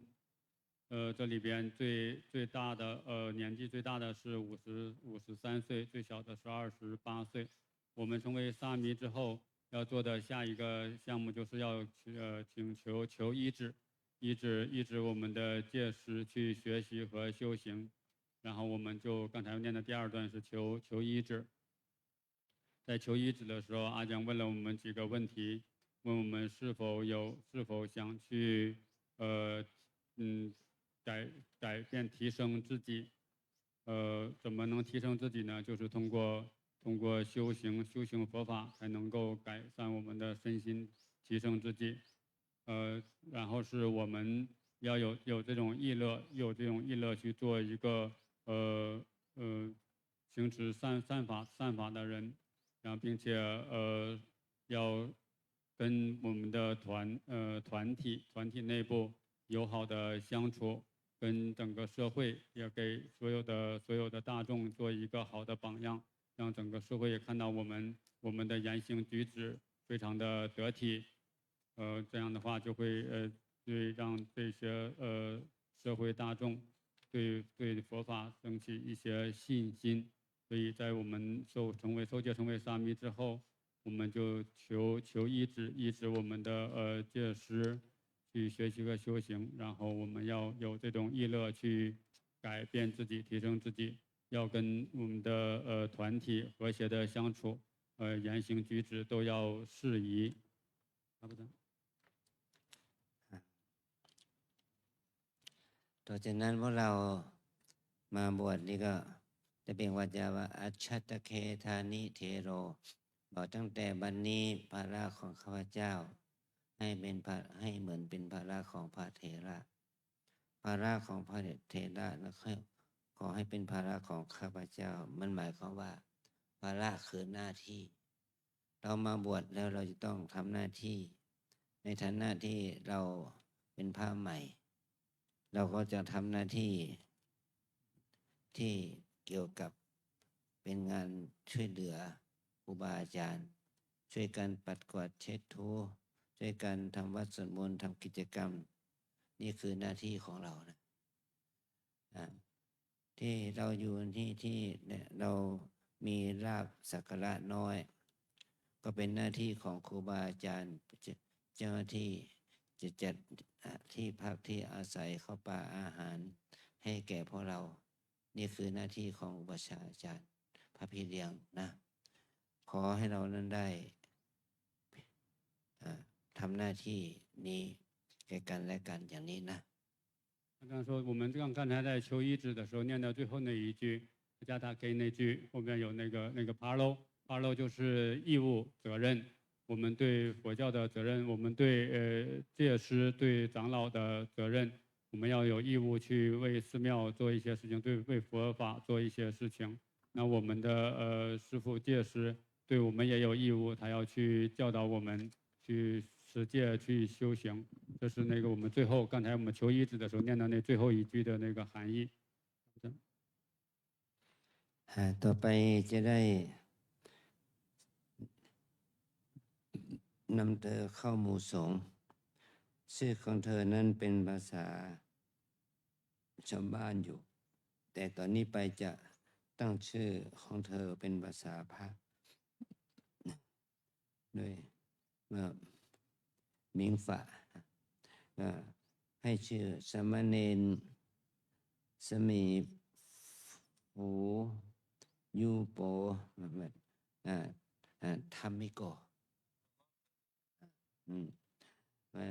สมีเจ้าสีจงคันติโกนะคันติโกสมีเนี่ยหงเพิงธีระคุโนสมีจางเฉาหยางธรรมสโรสมีหลีไปเฮา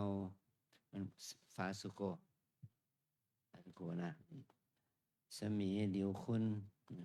เนี่ยทิติโกนะสมีเจียวลี่เฉิงโกวิโท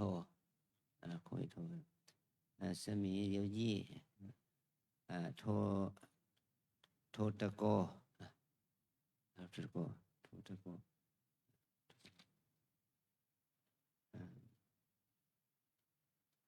สมีชีเชียงอยู่เป็นญาติโกสมีเหวินเชียวอยู่เป็นสุจิตโตนะแล้วก็สามเณรพิพัฒน์พงศ์อุปทองให้นำฉายาชื่อว่าประภาโตก็ชื่อของเมื่อพระกรรมวาจาถามเราว่ากินนโมสิว่าเธอชื่ออะไรก็ให้เธอตอบตามชื่อฉายาว่า ว่าธรรมิโกอหังพันเตธรรมิโกนามะเห็นไหมนะอหังพันเตคันธิโกนามะหรืออหังพันเตชีระคุโนนามะสำหรับแต่มาเพื่อพระประธานพระกรรมวจาถามว่าโกนามะเตอุปชายโยชื่อของประชายาของเธอชื่ออะไรก็ให้เตยตอบว่าโกนามะเตวัชชายโยเมพันเตอายสมาอาจินนะสีโรนามะอย่างนี้นะ ตอนนี้เราจะได้บอกบาทและบริขาร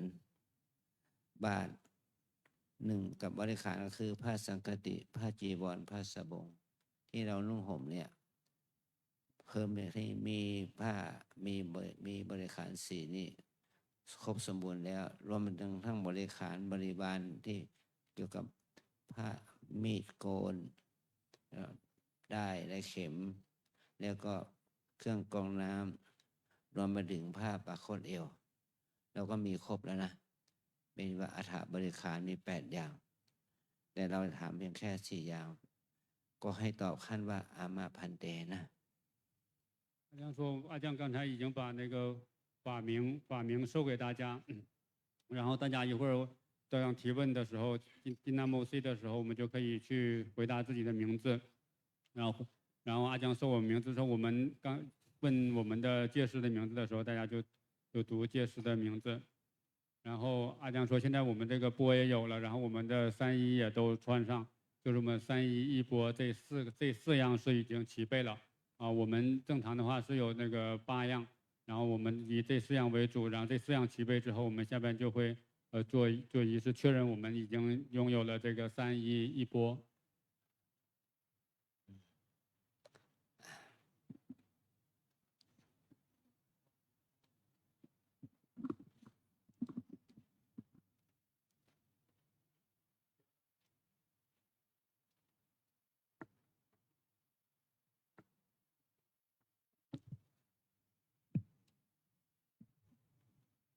ตอนนี้ทางพระอุปชฌาย์และพระสงฆ์ก็มอบบาตรให้กับผู้ที่จะเข้าอุปสมบท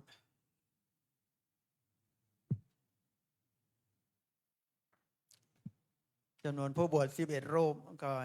จัดเป็น4 ชุดด้วยกันชุดสุดท้ายก็2 รูปชุดแรกถึงชุดที่3เข้าทีละ3 รูป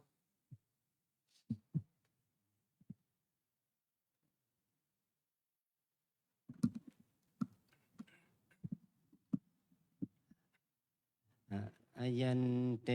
ปะโตอายังสังฆาติ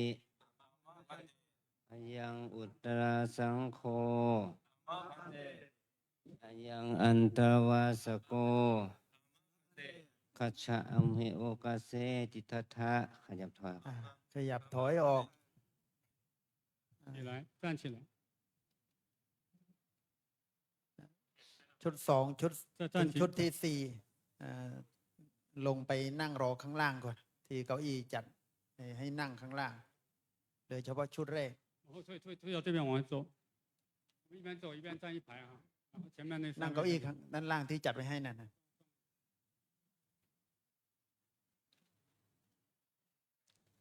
ตอนนี้ก็จะเป็นพิธีการบวชพระโยม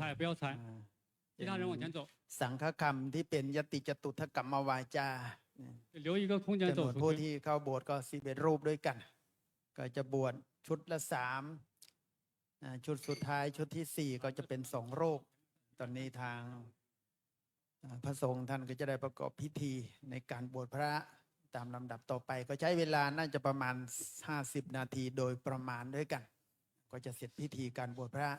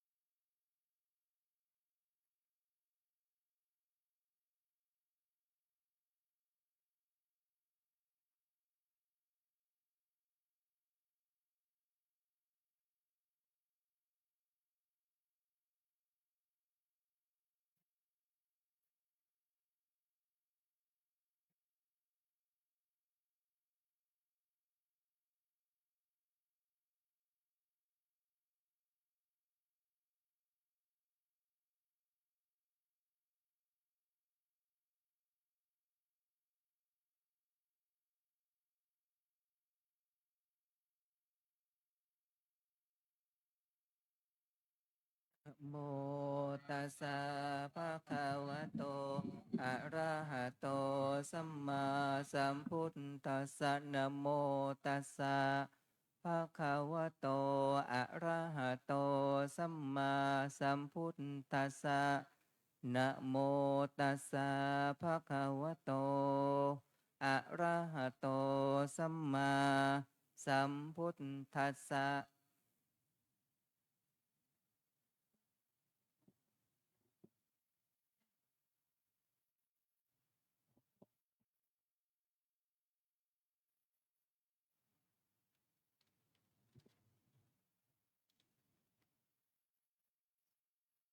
สุนาตุเมพันเตสังโฆธัมมิโกจะคันธิโกจะทิราคุณโหจะอายะสมะโตอาจินนาสิลาสะอุปสัมปทาเปคายะทิสังคสัปปตะกะลังอาหังธัมมิกันจะคันธิกันจะทิราคุณันจะอนุสาสยยัง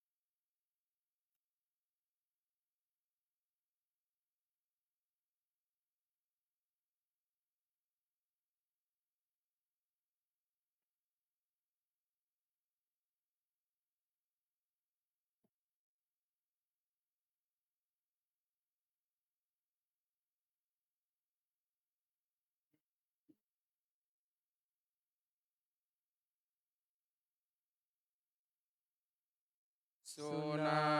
ตุเมพันเตสังโฆธัมมิโกจะคันธิโกจะทิราคุณโอจะอายะสมะโตอาจินนาสิลาสะอุปสัมปทาเปคา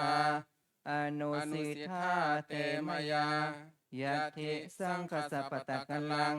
ธัมมิโกจะคันธิโกจะทิราคุณโหจะอาคาชัยยง อาคัจฉทะเข้ามา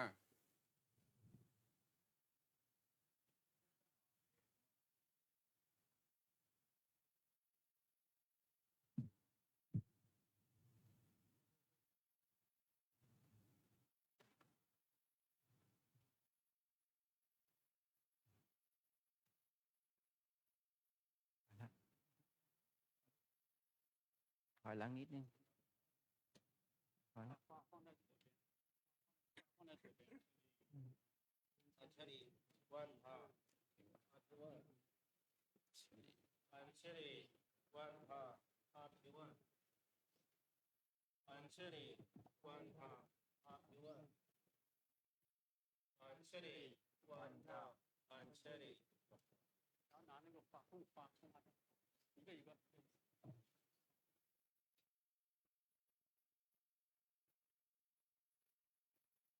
สังฆัมพันเตอุปสัมปทัง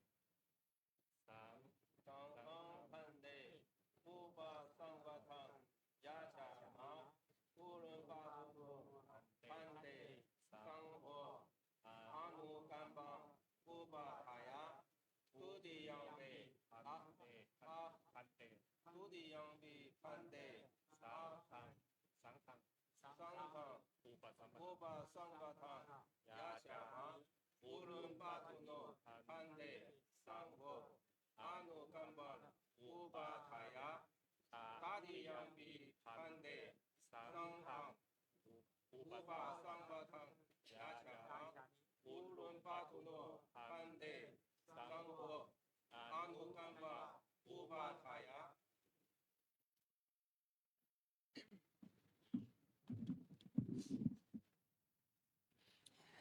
อิธานิโคอาวุโสอายัญจะธรรมิโกนามะสามเณโรอายัญจะคันธิโกนามะสามเณโรอายัญจะจิระคุณโนนามะสามเณโรมะมะอุปสัมปทาเปฆาอุปสัมปทังอาคังคาขมานาสังขังยาจันติ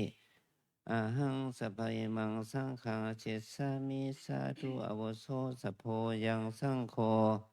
อิมันจะธรรมิกังนามาสามเณรังอิมันจะคันธิกังนามาสามเณรังอิมันจะติระคุณังนามาสามเณรัง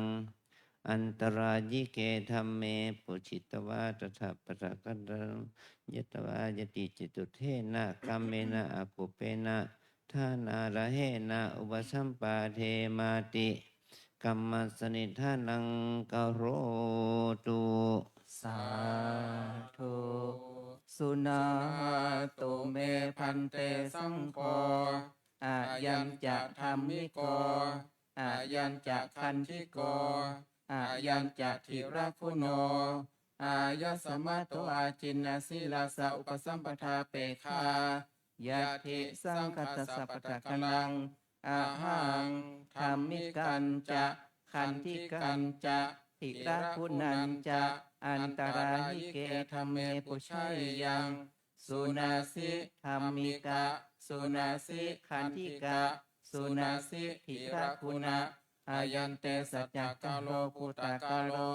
ยังชาตังตังปุชามิสันตังอธิติวัตตพัง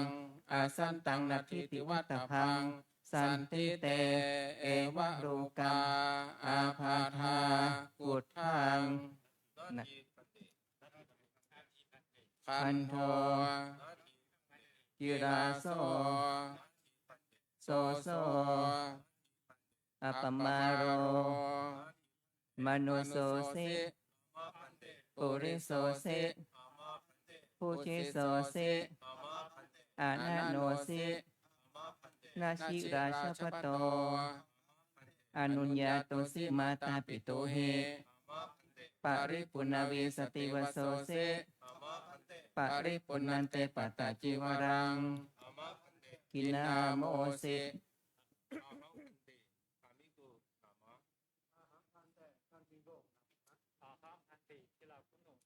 โกนามะเตอุปัชฌายโย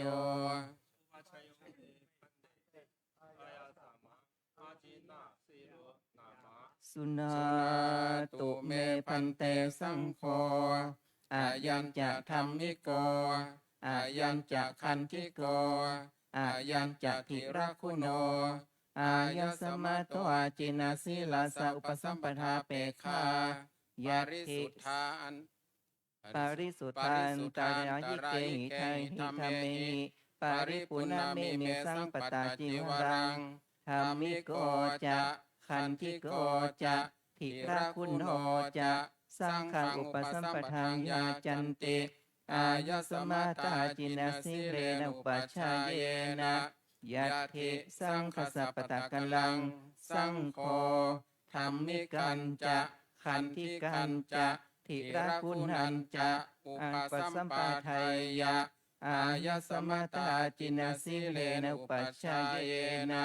เอสายติสุนาตุเมพันเตสังโฆ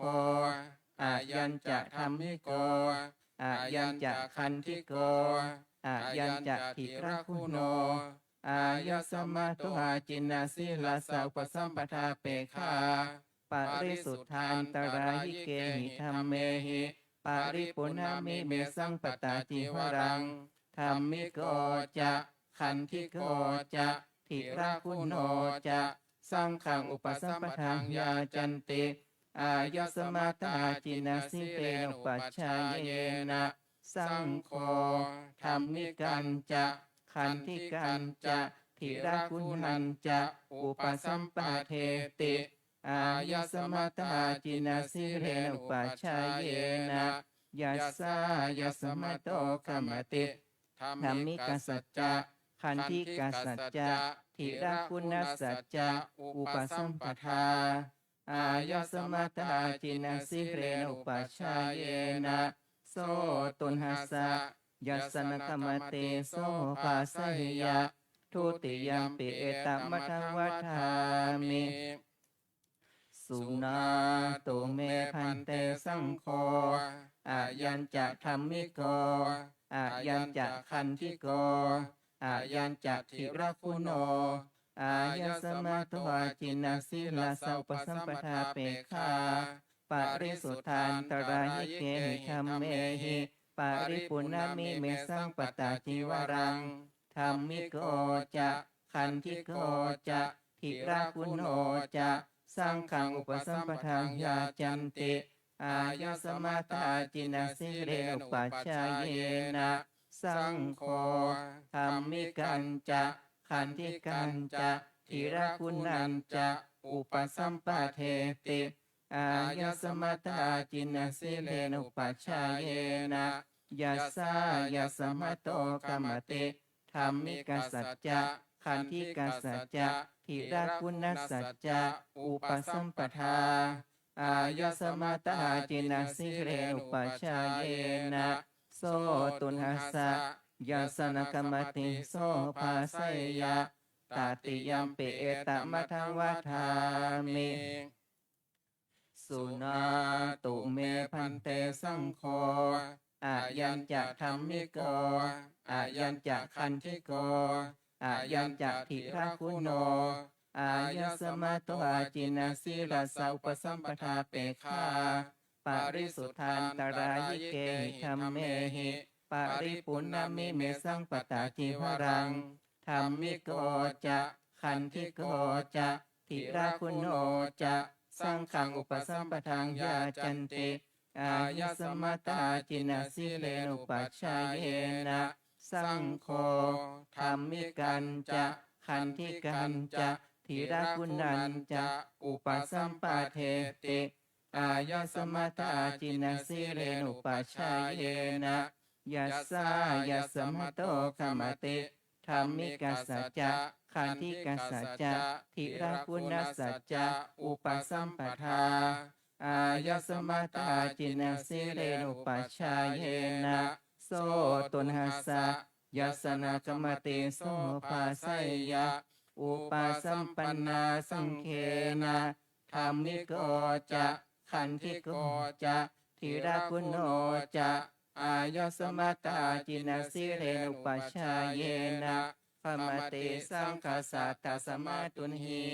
เอวะเมตังทารยามิ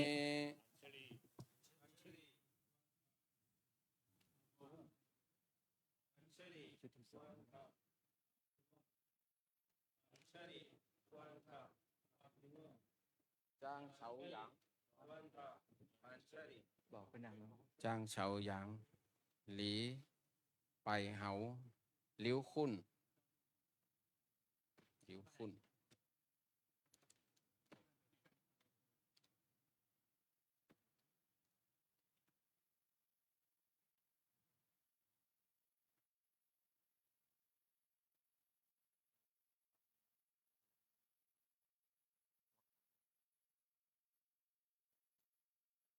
ทอดบาทเอาเอาคนทอดบาท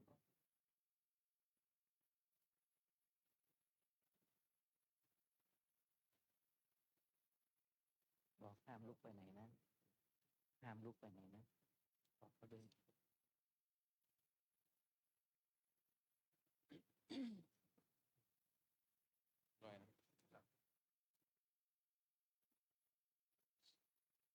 สุนาตุเมพันเตสังโฆธัมมัสสโรจะ ภาสุโกจะทิติโกจะอายสมะโตอาจินาสิลาสาอุปสัมปทาเปคายะทิสังคสัปปะตะกัลลังอาหังธรรมสารัญจะธรรมสารัญธรรมสารัญจะภาสุกันจะทิติกันจะอนุสาสยัง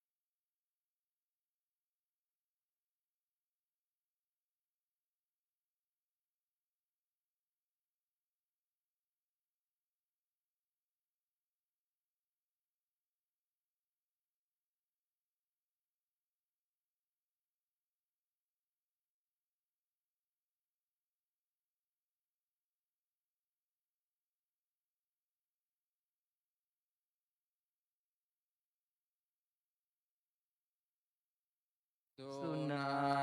ตุเมพันเตสังโฆธรรมสโรจะ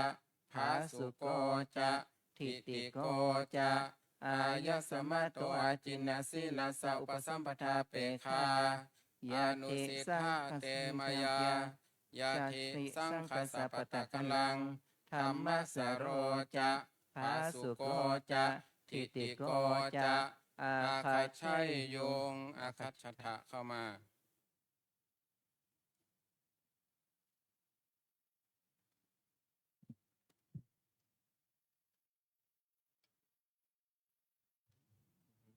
เริ่มใส่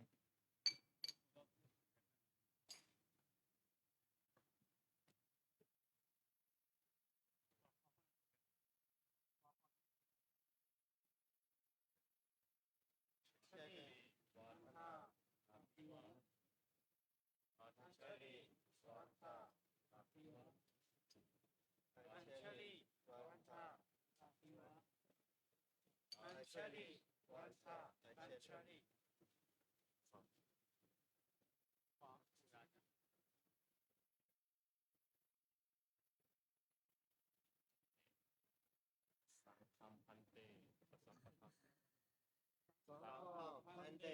อุปสัมปทานยาจามะอุลุยปาทุนโนพันเตสังโฆสังฆานุกัมปังอุปาทายะตุติยังปิอาหังสังฆังอุปาสัมปทานยาจามะอุลุยปาทุนโนพันเตสังโฆอนุกัมปังอุปาทายะตาติยังปิพันเตสังฆังอุปาสัมปทานยาชามะอุลุยปาทุโนพันเตสังโฆอนุกัมปังอุปาทายะ อิธานิโคอาวุโสอายัญจะธรรมสโรนามาสมเนโรอายัญจะ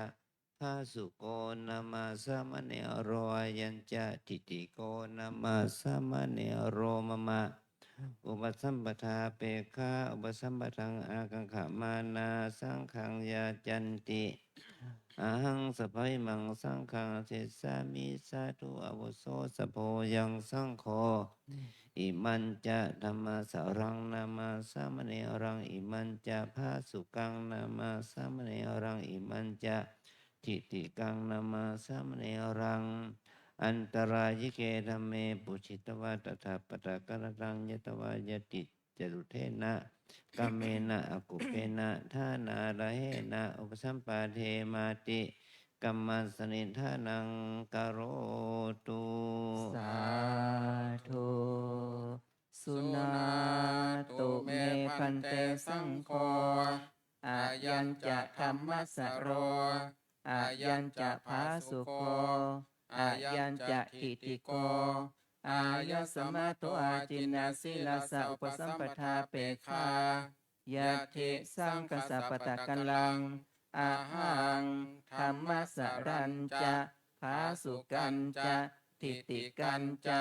อันตรายเกธรรมเมปุชัยยังสุนาสิธรรมสระสุนาสิภาสุกะสุนาสิทิฏฐิกะอายันเตสัจจการโรภูตากาโร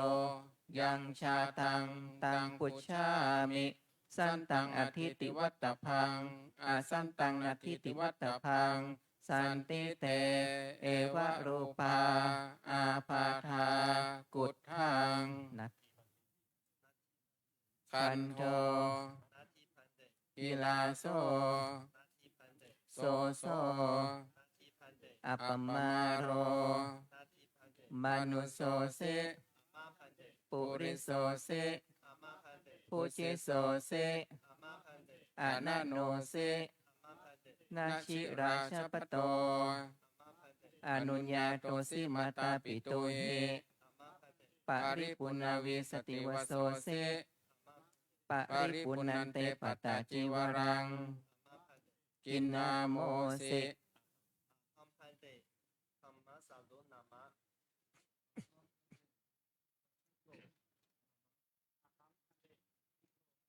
โกนามะเตอุปัชฌายโย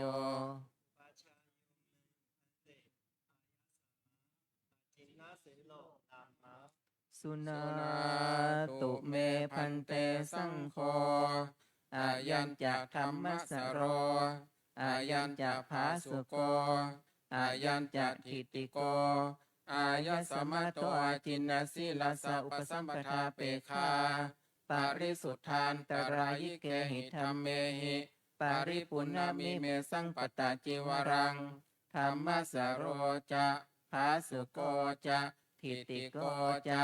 สังขังอุปสัมปทังยาจันติอายะสมัตตาจินสิเรนุปัชฌายเยนะยะทิสังคสัปปตะกลังสังโฆธรรมสรัญจะภาสุกันจะทิฏฐิกันจะอุปสัมปาทัยยะอายะสมัตตาจินสิเรนุปัชฌายเยนะเอสายะติสุนาตุเมพันเตสังโฆอายัญจะธรรมสโรอายัญจะภาสุโกอายัญจะทิฏฐิโกอายะสมัตโตอาจินนาสิลาสะอุปสัมปทาเปฆาปาริสุทธานตรายเกหิธรรมเมหิปาริปุณณมิเมสังปตาจิวรังธรรมสโรจะภาสุโกจะทิฏฐิโกจะสังขังอุปสัมปทังยาจันติอายะสมัตตาจินนาสิเรนุปัชฌายเยนะสังโฆธรรมสรัญจะภาสุกันจะทิฏฐิกันจะอุปสัมปาทัยยะอาทัยยะ อุปสัมปาเทติ อุปสัมปทัยยะ หืม อุปสัมปทัยยะ ไทยะแล้วเหรอ ทัยยะ อุปสัมปาเทติกะ อุปสัมปเทหิอายะสมัตตาจินนาสิเรนุปัชฌายเยนะยัสสายะสมัตโตกัมมติธรรมสารสัจจะภาสุกัสสัจจะทิฏฐิกัสสัจจะอุปสัมปทา อายสมัตตาจินสีเลนุปัชฌายเนะโสตุนหัสสะยาสนกรรมติโสภาไสยะทุติยัมปิเอตัมมทังวัฏามิสุนาตุเมพันเตสังโฆอายัญจะธรรมสโรอายัญจะภาสุโกอายัญจะทิฏฐิโกอายสมัตโตอาจินนาสีลสะอุปสัมปทาเปคาปาริสุทธานตรายเกหิธรรมเมหิปาริปุณณมิเมสังปตาจิวรังธรรมสโรจะภาสุโกจะทิฏฐิโกจะสังฆังอุปสัมปทังยาจันติอายสมัตตาจินนาสีเลนุปัชฌายนะสังโฆธรรมสรัญจะภาสุกันจะทิฏฐิกันจะอุปสัมปาเทติอายสมัตตาจินนาสีเลนุปัชฌายนะยัสสายสมัตโตคมติธรรมสรัสสัจจะภาสุกัสสัจจะทิฏฐิกัสสัจจะอุปสัมปทาอายสมัตตาจินนาสีเลนุปัชฌายนะโสตุนหัสสะยัสสนกรรมติโสภาไสยะตาติยัมปิเอตัมมทังวัฏามิ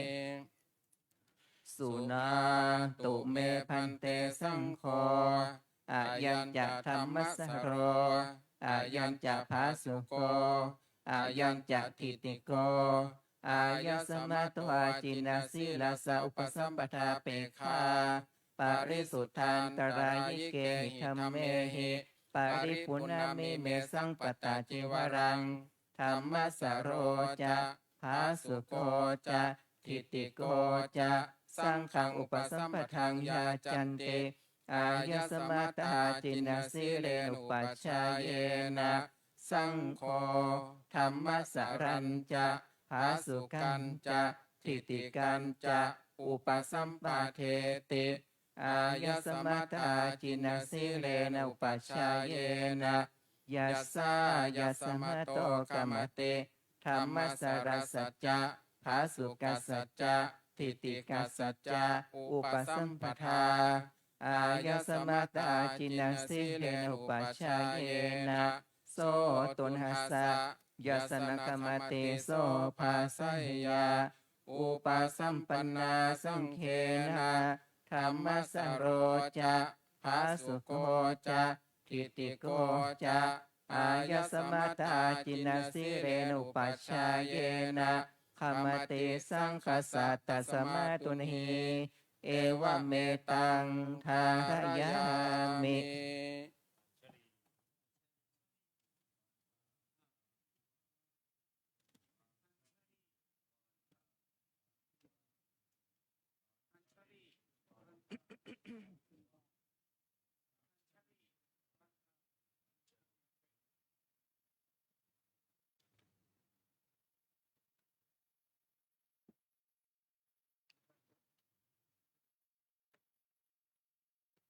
เจียวหลีเฉิงหลิวยี่ฉีเฉียงอยู่ตรงนะตรงใช่ไหม 7 8 9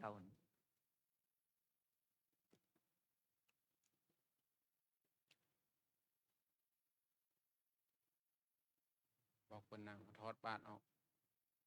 ทอดบาทออกบอกวัน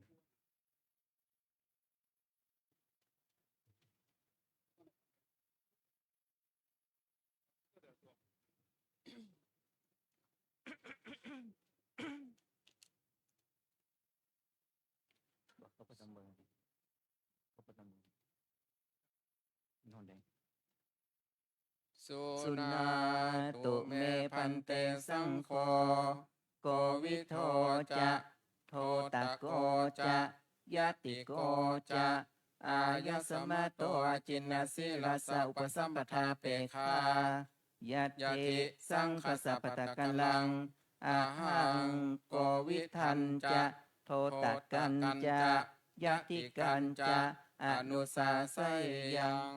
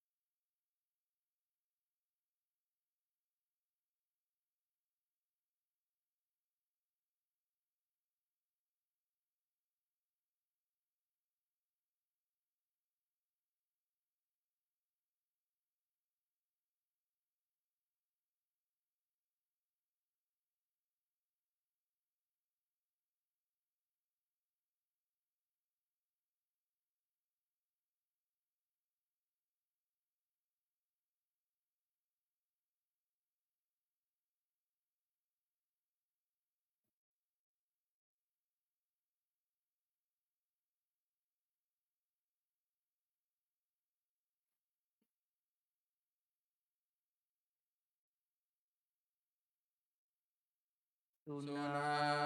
ตุเมพันเตสังโฆโกวิโทจะโทตะโกจะยะติโกจะอายะสมะโตอาจินนาสีลาสะอุปสัมปทาเปคาอนุสิทธาเตมยายะเทสังกสัปปตะกลังโกวิโทจะโทตะโกจะยะติโกจะอาคาชัยโยง อาคัตชทะเข้ามา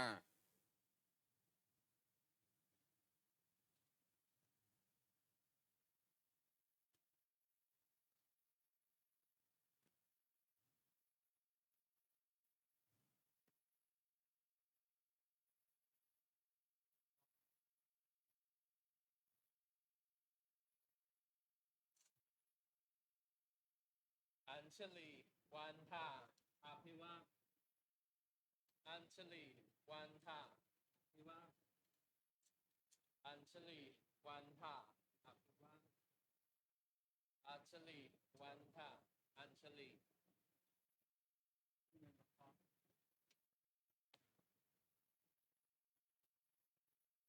สังฆัมพันเต สังฆัมพันเตอุปสัมปทังยาจามะอุลุมปัตุโนพันเตสังโฆอนุกัมปังอุปาทายะทุติยัมปีพันเตสังฆัมอุปสัมปทังยาจามะอุลุมปัตุโนพันเตสังโฆอนุกัมปังอุปาทายะ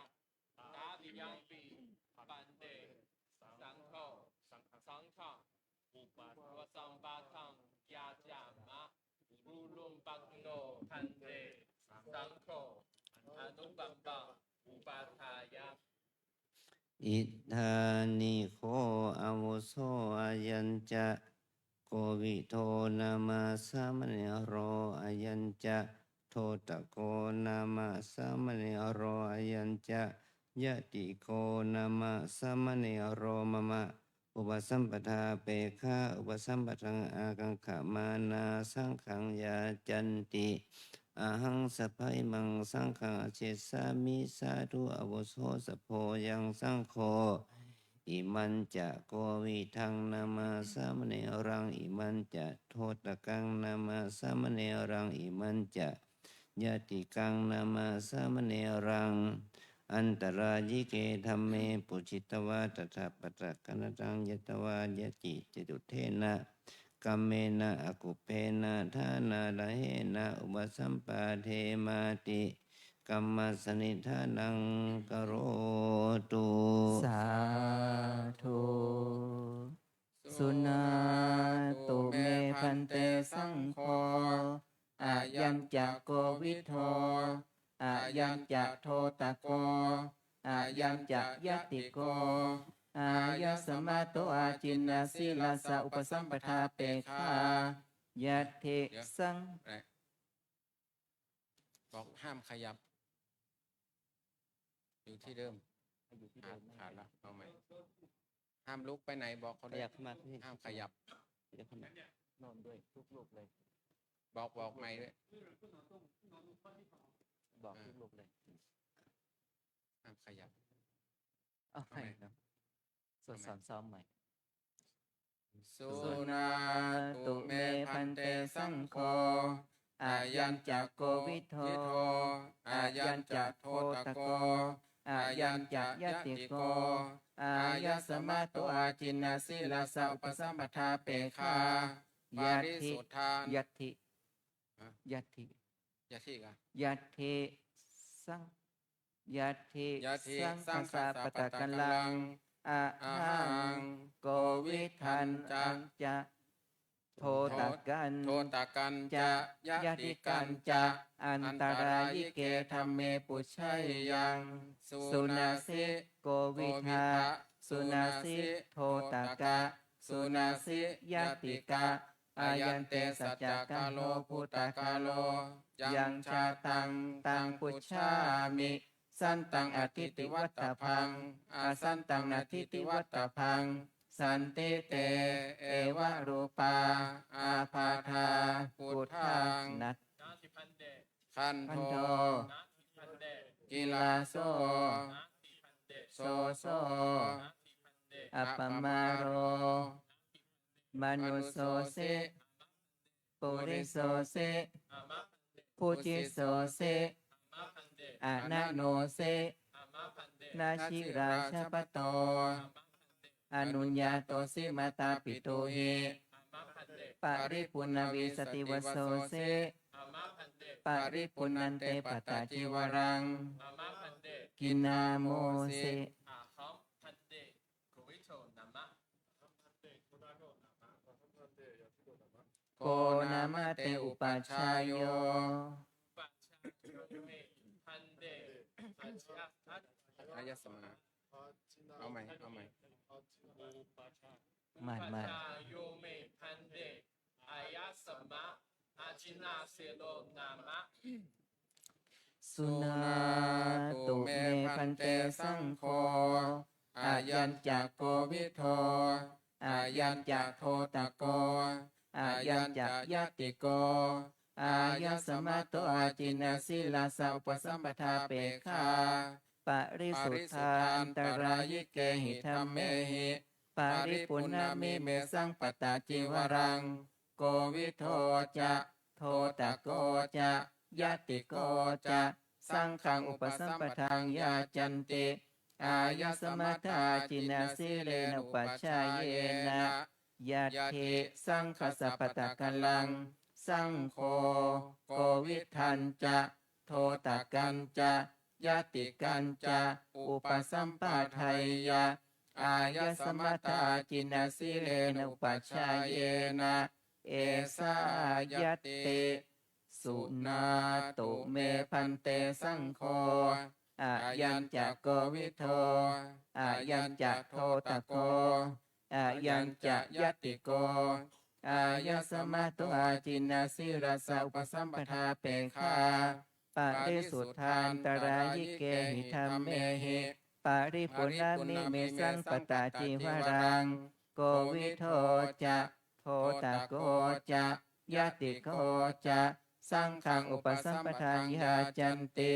อายะสมัตตาจินาสิเรนุปัชฌายเยนะสังโฆโกวิทันจะโทตะกันจะ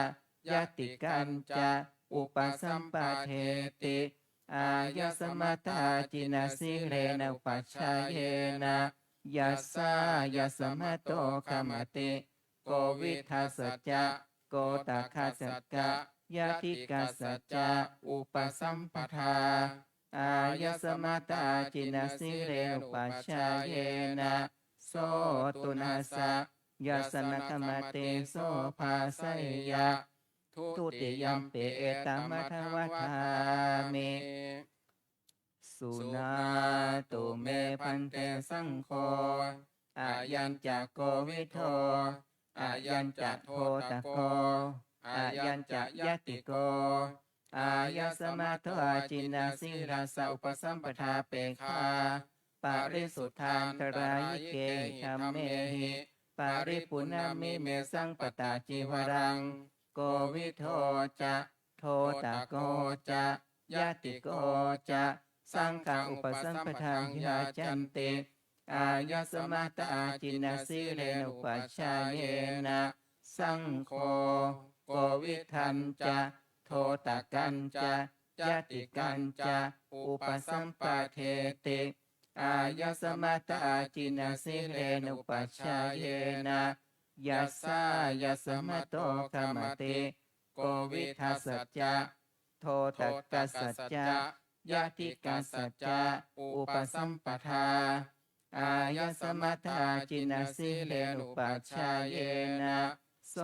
ตุนัสสะยัสนะกมติโสภาสัยยะ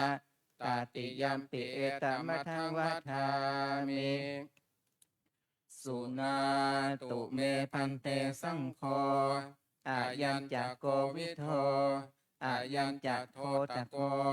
อายัญจักยติโกอายะสมัตโตอาจินาสิลาสาอุปสัมปทาเปคาป ปริสุทธานตรายิเกหิธัมเมหิปาริปุณามิเมสังปตาจิวรังโกวิโทจะโทตะโกจะยะติโกจะสังฆังอุปสัมปทังยาจันติอายสมัตตาจินาสิเรนอุปัชฌาเยนะสังโฆโกวิทันจะโทตะกันจะยะติกันจะอุปสัมปะเทติอายสมัตตาจินาสิเรนอุปัชฌาเยนะยัสสายสมะโตขมติโกวิทัสสจะโทตกัสสจะยะทิกัสสจะอุปสัมปทาอายสมัตตาจินาสิเรนอุปัชฌาเยนะโสตุนหัสสะยัสนะขมติโสภาสัยยาอุปสัมปนาสังเคนะโกวิโทจะโทตะโกจะยะติโกจะอายสมัตตาจินาสิเรนอุปัชฌาเยนะขมติสังคสัตตสมาตุนหีเอวเมตังทารยามิ อัญชลีวันทาอภิวาอัญชลีวันทาอภิวา ชุดสุดท้าย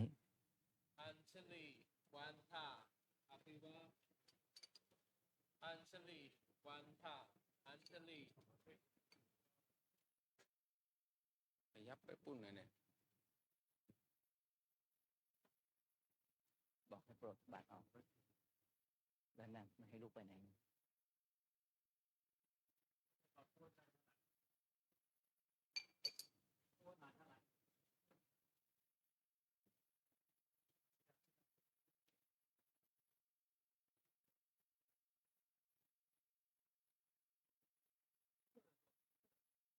เอาบาทออก บาทออก นั่งพนมมือบอกให้พนมมือทุกลูกเลย สุจิตโตปาพาโต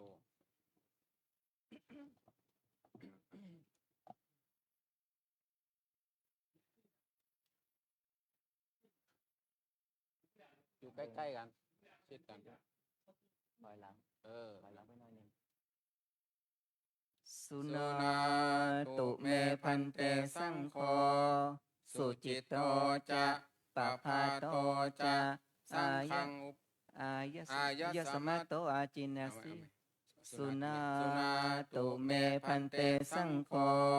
สุติโตจะปะพาโตจะ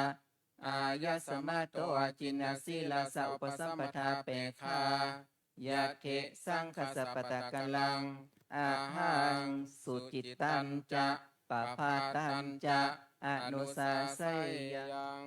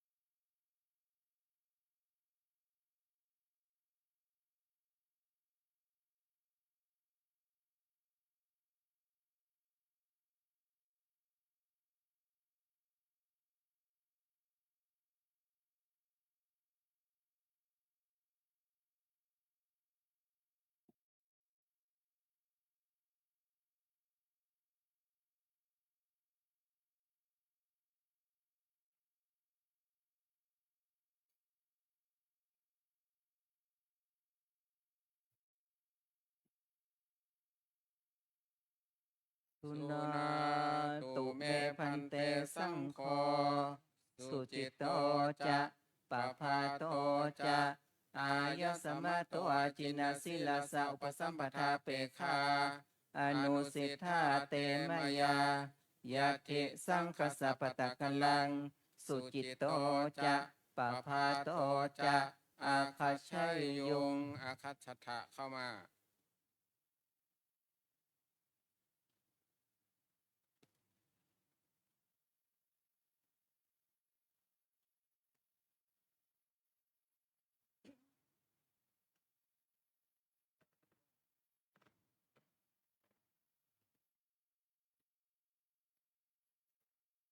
ขยับมานิดหน่อยหนึ่ง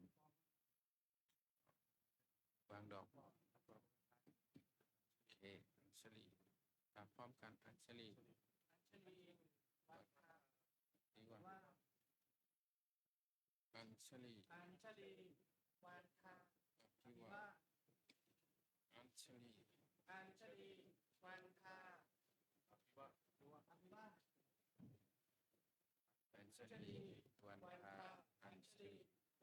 ดอกไม้ถือดอกไม้ขึ้น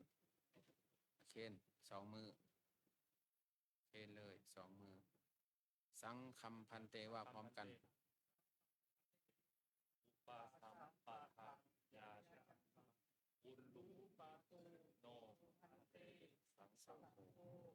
อนุกัมปะทายะ ทุติ มุติยัมปิพันเต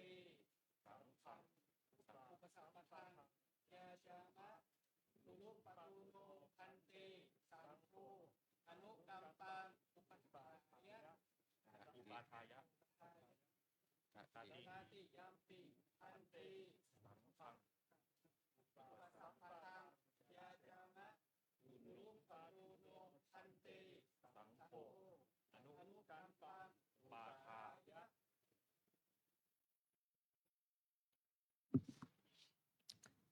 อิธานิโคอาวุโสอายัญจะสุจิตโตนามาสมเนโรอายัญจะปะพาโตนามาสมเนโรมะมะอุปสัมปทาเปฆาอุปสัมปทังอาคังขมานาสังขังยาจันติอาหังสัพพิมังสังฆาเชสามิสาธุอาวุโสสัพโพยังสังโฆอิมันจะสุจิตตังนามาสมเนรังอิมันจะปะพาตังนามาสมเนรังอันตรายิเกธัมเมปุจิตวะตถาปตะกนตังยตวายติจิตตุเทนะกัมเมนะอกุเปนะทานาระเหนะอุปสัมปาเทมาติกัมมัสนิทานังกโรตุ สาธุสุนาตุเมพันเตสังโฆอายัญจะสุจิตโตอายัญจะปะพาโตอายสมะโตอาจินาสิราสะอุปสัมปทาเปคายะทิสังคสัปปตะกัลลังอาหังสุจิตตัญจะปะพาตัญจะอันตรายิเกธัมเมปุชัยยังสุนาสิสุจิตตาสุนาสิปะพาตาอายันเตสัจจการโรปุตตะการโรยังชาตังตังพุชามิสันตังอธิติวัตตพังอาสันตังนาทิติวัตตพังสันติเตเอวะโรปาอาภาธากุฏทังนัตคันโดกิลาโสโสโสอัปปมาโรมนุโสเสปุริโสเสผู้ชิโสเสอะนะโนเสนาชิราชปโตอนุญญาโตสิมาตาปิโตหิปาริปุณวีสติวโสเสปาริปุณันเตปตาจิวรังกินนาโมเส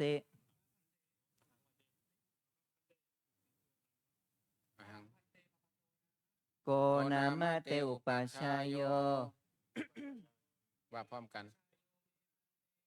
อายสมาอาจินนะสีโลนะนะ ลงมือไว้นะ สุนาตุเม พันเตสังโฆอายัญจะสุจิตโตอายัญจะปะพาโต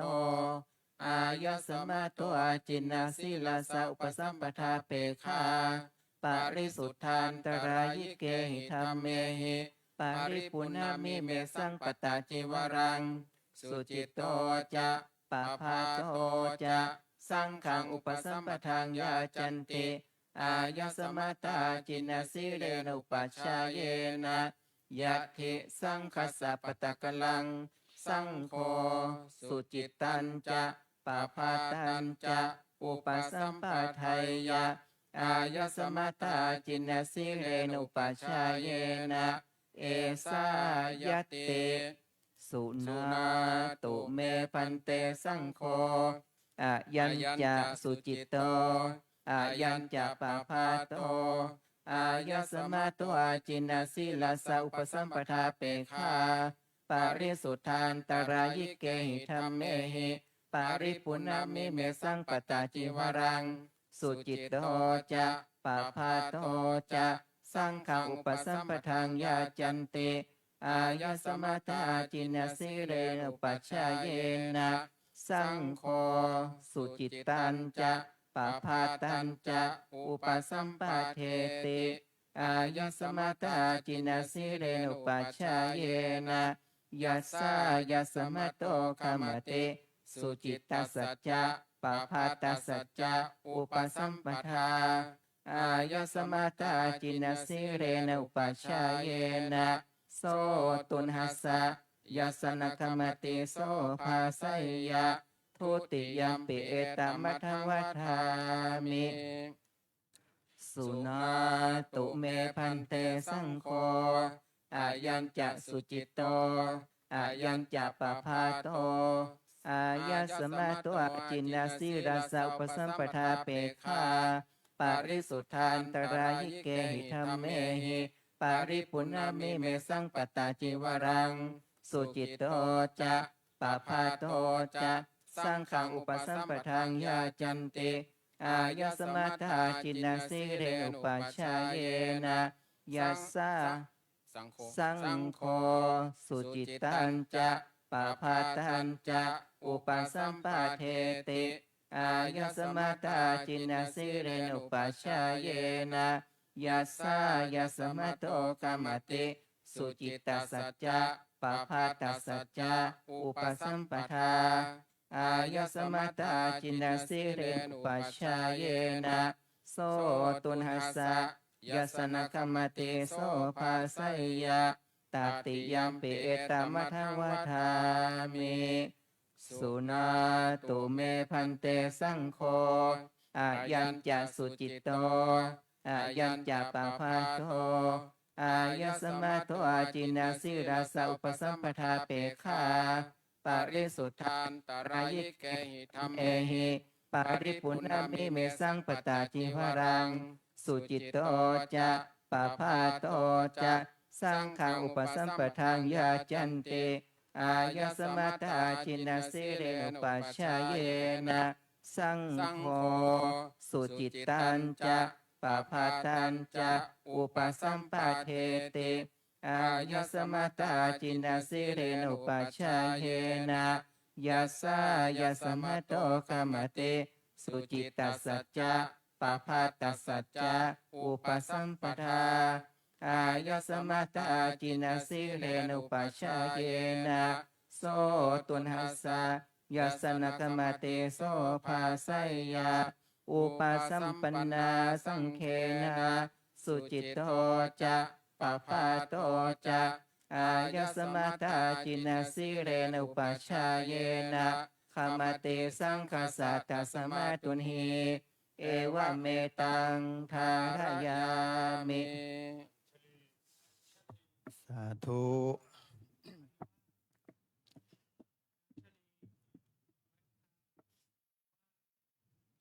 การอุปสมบทพระภิกษุชาวจีนก็สำเร็จสังฆกรรมก็ถือว่าสำเร็จแล้ว แต่ก็ยังไม่จบจัดลำดับการนั่งชุด1 2 3 4ตามลำดับ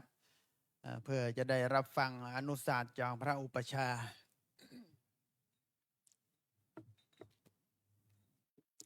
ตอนนี้เราจัดลำดับก่อน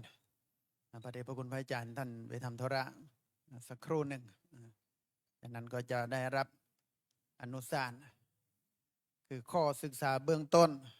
ของความเป็นพระใหม่ตามวินัยบัญญัติท่านบอกว่าเมื่อผู้บวชใหม่บวชเสร็จแล้วหน้าที่ของพระอุปชฌาย์ก็คือให้ความรู้เป็นเบื้องต้นของความเป็นพระว่าอะไรมั่งที่เราควรปฏิบัติอะไรที่เราไม่ควรทำถ้าเรียกว่าอนุศาสตร์8 ข้อเรียกเป็นความรู้เบื้องต้นแยกออกเป็น2 ประเด็นด้วยกัน2 ข้อด้วยกันก็คือเรื่องที่ควรทำกับเรื่องที่ไม่ควรทำนี่ก็เป็นกิจเบื้องต้นความรู้เบื้องต้นของพระบวชใหม่ตอนนี้ก็การยติจตุถกรรมมาวายจาหรือการบวชพระก็เป็นอันเสร็จพิธีก็รอสักครู่หนึ่งทางพระเดชพระคุณพระอาจารย์แล้วพระอาจารย์คู่ส่วนท่านไปทำธุระสักครู่หนึ่งหรือว่าที่นั่งอันดับท่านจะเข้าห้องน้ำห้องท่าก็นิมนต์ก่อนนะครับหรือผ้าใหม่ท่านจะเข้าไหมท่านบอกผ้าใหม่ก็ได้ถ้าจะเข้าห้องน้ำให้ท่านไปเข้าห้องน้ำนะหลายชั่วโมงแล้วบางทีท่านอยากจะเข้าห้องน้ำก็ไปเข้าห้องน้ำได้ถ้าจะเข้าห้องน้ำให้ท่านไปเข้าห้องน้ำได้นะจะเข้าห้องน้ำไหมล่ะถ้าไม่เข้าก็นั่งรอก่อน หลังจากที่พระอาจารย์เจ้าคุณให้อนุสาสน์เสร็จแล้วลำดับต่อไปก็เป็นการถวายปัจจัยไทยทานก็จะได้เรียนเชิญทางคณะเจ้าภาพอันที่เป็นเจ้าภาพอุปถัมภ์ของการบวชพระภิกษุชาวจีนซึ่งก็มีรายนามของคณะศรัทธาญาติโยมดังนี้เมื่อถึงเวลาจะได้เรียนเชิญศรัทธาญาติโยมขึ้นมาถวายปัจจัยไทยทานก็จะประกาศรายชื่อรายนามของศรัทธาญาติโยมที่จะได้เรียนเชิญมาเป็นตัวแทนของคณะญาติโยมที่เป็นเจ้าภาพได้มาถวายปัจจัยไทยทานแด่พระอุปชฌาย์พระคู่ส่วนและพระนั่งอันดับซึ่งก็มีรายชื่อรายนามของคณะศรัทธาญาติโยมดังนี้ศรัทธาญาติโยมที่จะถวายปัจจัยแด่พระเดชพระคุณพระอาจารย์เจ้าคุณประกอบไปด้วยคุณโยมเพลคุณโยมชโยคุณโยมพัชระแก้วกฤติยานุกูลคุณโยมสุรดาคุณโยมปุณรดาคุณโยมบุตรสยาพลวรานนท์อันนี้เป็นคณะของศรัทธาญาติโยมที่จะถวายปัจจัยแด่พระอุปชฌาย์หรือพระอาจารย์เจ้าคุณนะครับต่อไปเป็นของคุณโยมกันนิชาอิสกุลคุณโยมเพ็ญศรีมณีมูลคุณโยมกิติกรคุณโยมปุณณภาผลเมืองดีคุณโยมชวนากรมานตาลาคุณโยมบนเทียนโสพังและคุณโยมสุริชัยชุ่มใจคุณโยมพัชรินทร์เกิงรังสิตคุณโยมจตุพรวรินทร์มงคลคุณโยมกิติพันธ์นัทการสุภาคุณโยมนัทลิตาพัทรินยาชนแล้วก็คุณโยมพี่ชามมนปัทมธาดานี่ก็เป็นรายชื่อของศรัทธาญาติโยมที่จะเป็นตัวแทนของคณะศรัทธาญาติโยมที่เป็นเจ้าภาพได้ถวายปัจจัยไทยทานแด่พระอุปชฌาย์พระกุศลและพระอันดับอันนี้หลังจากที่ว่าพิธีทางนี้เสร็จแล้วตอนถวายไทยทานก็จะได้เรียนเชิญคณะศรัทธาญาติโยมตามรายชื่อรายนามที่อาตมาได้อ่านขึ้นถวายปัจจัยไทยทานเสร็จจากการถวายปัจจัยไทยทานก็จะเป็นการรับพรกรวดน้ำรับพรกรวดน้ำเสร็จก็จะเป็นการถ่ายรูปหมู่ไว้เป็นที่ระลึกเสร็จจากนั้นก็จะเป็นการรับพรจากพระใหม่โยมรับพรจากพระใหม่เสร็จก็สุดท้ายก็คือทำบุญใส่บาตรกับพระใหม่เห็นว่าศรัทธาญาติโยมหลายท่านด้วยกันที่ได้เตรียมปัจจัยไทยทานรอทำบุญใส่บาตรกับพระบวชใหม่กันก็รอสักครู่หนึ่งนะโยมนะอีกไม่กี่นาทีพิธีทางนี้ก็เสร็จลำดับต่อไปก็จะเป็นการรับฟังอนุสาสน์จากพระอุปชฌาย์องค์ที่เปลไปไหนแล้ว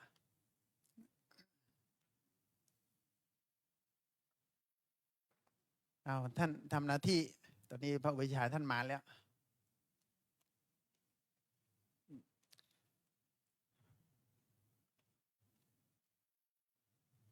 ไว้ตรงนี้ก็ได้ บาทไว้ตรงนี้ก็ได้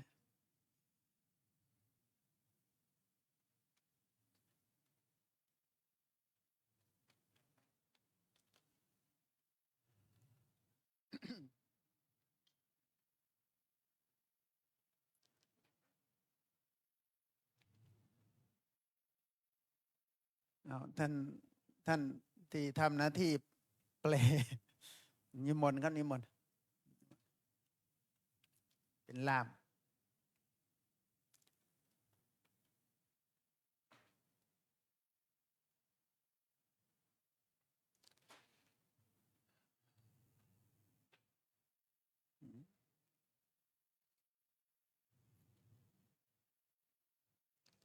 อ้าวพระไหมนั่งคุกเข่า แล้วก็ครับ กราบพระอุปชฌาย์3 ครั้งด้วยกัน อัญชลี วันทาอภิวาท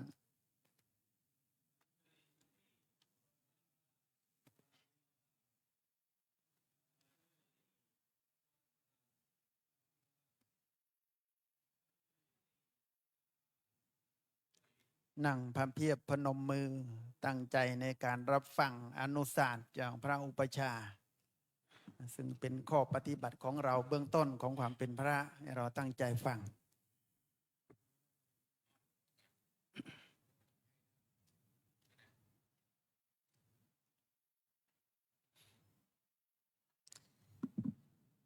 บัดนี้พระใหม่ทั้งหลายเราเป็นพระโดยสมบูรณ์แล้ว สงฆ์ได้ลงมติรับท่านเข้าหมู่ โดยรับท่านธรรมิโกนำคันธิโกและติระปุโน เป็นภิกษุในพระพุทธศาสนาสำเร็จเป็นภิกษุเวลา 15:12 นาทีโดยการประชุมสงฆ์18 รูป ได้ลงมติรับท่านธรรมสโร ท่านภาสุโก ท่านทิติโกขึ้นเป็นภิกษุภาวะสำเร็จเป็นภิกษุภาวะเวลา 15:27 นาทีประชุมสงฆ์21 รูปลงมติรับท่านโกวิโท ท่านโทตโก ท่านยติโก เป็นภิกษุในพระพุทธศาสนาสำเร็จเป็นภิกษุภาวะเวลา 15:42 นาทีประชุมสงฆ์24 รูป ให้การอุปสมบทแก่ท่านสุจิตโตและปภาโต เป็นภิกษุภาวะสำเร็จเป็นภิกษุเวลา 15:55 นาทีเธอทั้ง11 รูปนั้นได้เป็นพระภิกษุโดยสมบูรณ์แล้วโอพระสัมมาสัมพุทธเจ้าได้ทรงบัญญัติให้พระอุปัชฌาย์สอนภิกษุผู้บวชใหม่ให้รู้ธรรม8 ประการเรียกว่าอนุศาสตร์8 อย่างอนุศาสตร์8 อย่างนั้นมีเป็นธรรมที่ควรประพฤติปฏิบัติเรียกว่ากรณียกิจหรือนิสัย4นิสัยที่จะต้องทำเป็นประจำขณะที่เราเป็นพระมีอยู่4 อย่างแล้วก็อกรณียกิจที่ไม่ควรทำไม่ควรประพฤติเพราะว่าถ้าเราทำเราประพฤติด้วยเจตนาแล้วจะทำให้เราพ้นจากความเป็นพระมี4 อย่างด้วยกันครับ阿江说，刚才我们说了，我们每一组受戒成为比丘的那个时间，第一组是3:10，第二组是3:27，第三组是3:42，第四组是3:55，就在那个时间我们就受戒圆满成为比丘。然后阿江说，下面成为比丘之后，在佛教里面，佛陀告诉我们所有的就是我们的戒师。在受戒新的比丘的时候，要给比丘一个重要的教授，就是八样事情，就4样是必须做的、应该做的事情，4样是不应该做的事情。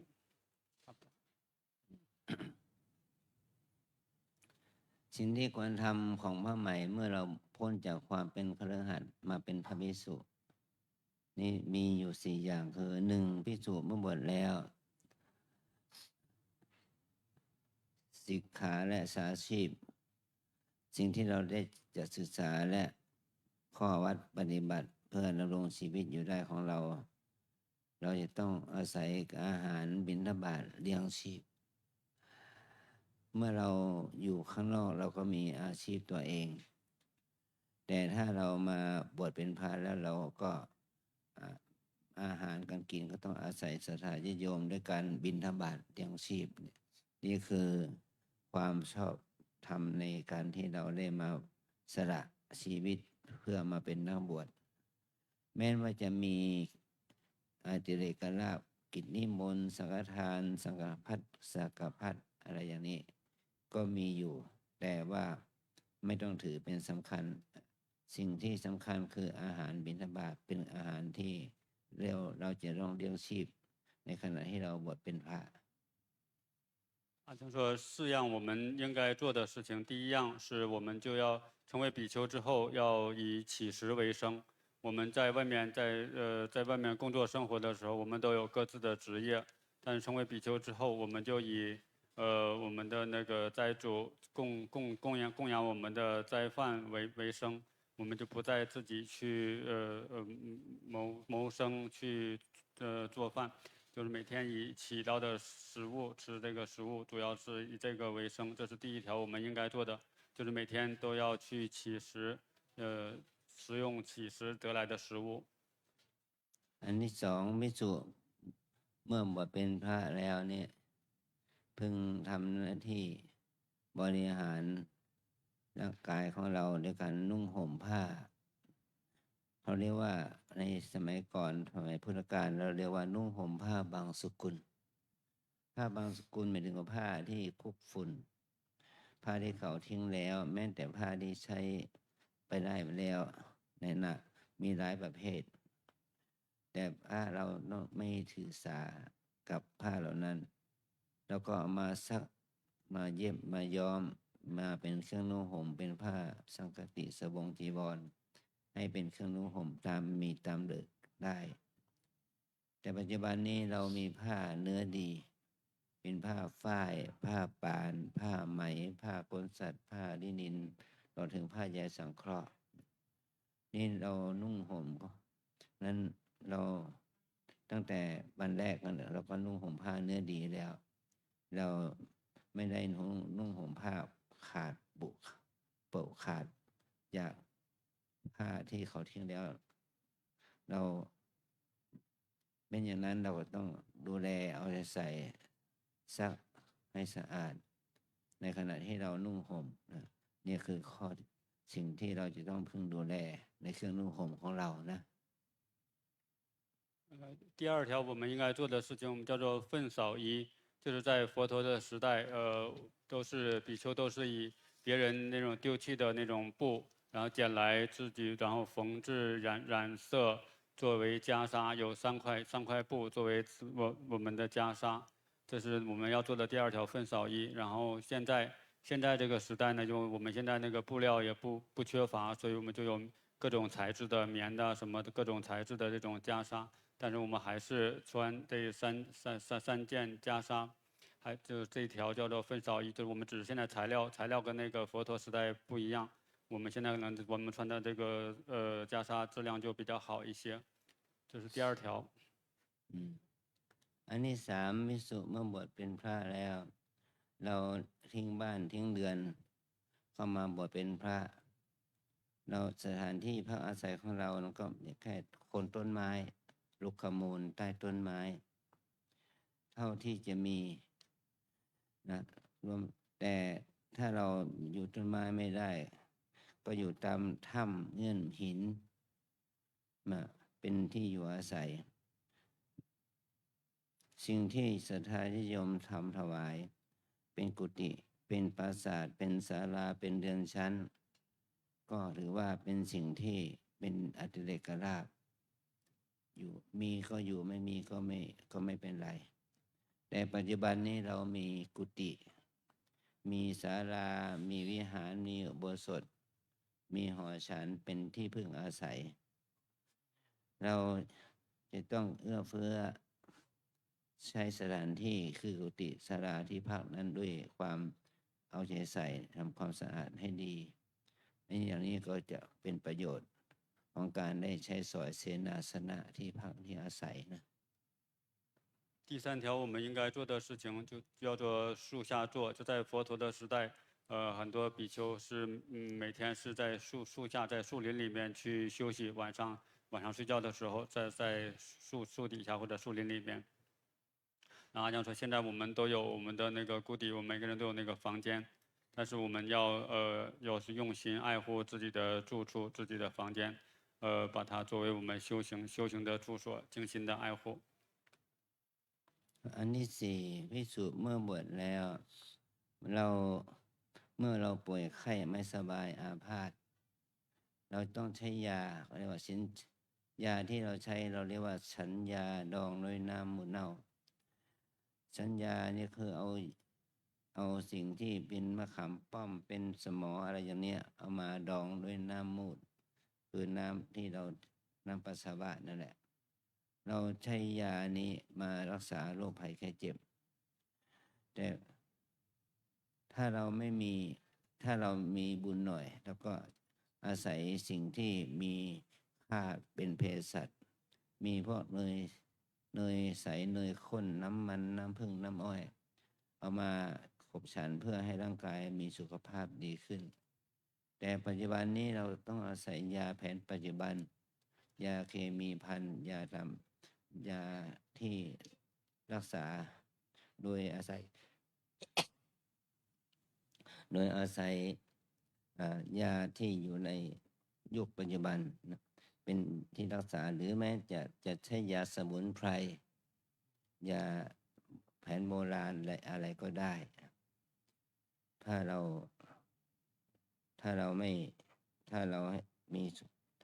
ป่วยไข้เราต้องใช้ยาที่มีตามได้นะขอให้เราใช้ยาทั้งยาแผนปัจจุบันแผนไทยแผนจีนแผนอะไรอย่างนี้นะ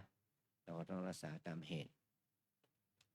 第四条我们应该做的是有关于医药。就在佛陀的时代，因为那条件比较艰苦，很多时候是没有医药。那么佛陀就教授我们，如果比丘身体生病，要用自己的尿液发酵之后作为药治疗自己的疾病。但在现在这个时代，就是我们因为有各种医疗条件比较好，所以我们如果生病的话，可能会就是可以用那些医药。สิ่งสี่อย่างนี้เราจะทำได้โดยเป็นปกติไม่ว่าจะเป็นพระบวชใหม่วันนี้หรือจะเป็นพระอาวุโสพระเถระสี่อย่างนี้เราจะทำได้โดยที่เห็นเป็นเครื่องที่ศรัทธาญาติโยมก็ชื่นชมยินดีก็คือบิณฑบาตเราบิณฑบาตให้แก่ศรัทธาญาติโยมได้บำเพ็ญทานให้โยมได้ทำบุญทำทานมีอาหารบิณฑบาตนะนี่คือมีสิ่งนี้คือบิณฑบาตอย่างเดียวนุ่งห่มผ้าบางสกุลอยู่คนไม้สัญญาดองด้วยน้ำมูดเน่าสามอย่างนี้เราก็ประยุกต์ตามเหตุการปัจจุบันนะ就是这四条四样该做的事情里边，就是我们必须要做的，就是第一条托钵乞食，不管是新出家的僧人，还是这些出家年头比较多的这些上座的师傅们，就每一个比丘都要以托钵乞食作为自己的这个维持生命谋生的这种手段。然后其他那三条，因为现在我们的条件环境变化比较大。所以那个可能就是我们持那三条，不太容易，不太客观，不太现实啊。就是所以我们但是第一条必须要持，就是作为比丘要以托钵乞食为生。ส่วนอักขระนิยกิจที่ไม่ควรทำไม่ควรประพฤตินั้นมีสี่อย่างเพราะว่าถ้าเราได้มีเจตนาล่วงละเมิดศีลสี่ข้อธรรมข้อศีลสี่ข้อนี้จะทำให้เราพ้นจากความเป็นพระในขณะที่เราล่วงละเมิดนั่นเองมีสี่อย่างเนี่ยคือหนึ่งคือ ไม่เสพเมถุน ไม่สองไม่ลักขโมยของเขาสามไม่ฆ่ามนุษย์ ไม่ฆ่าสัตว์คือสูงสุดก็ไม่ฆ่ามนุษย์สี่ไม่พูดอวดมุสา ไม่พูดมุสาอวดคุณวิเศษที่ไม่มีในตนบอกว่าอวดว่าได้ฌานอภิญญามรรคผลนี่ถ้าเราไม่ได้มันก็ทำให้เราพูดมุสาขั้นร้ายแรงสี่อย่างนี้ไม่ควรทำไม่ควรประพฤตินะ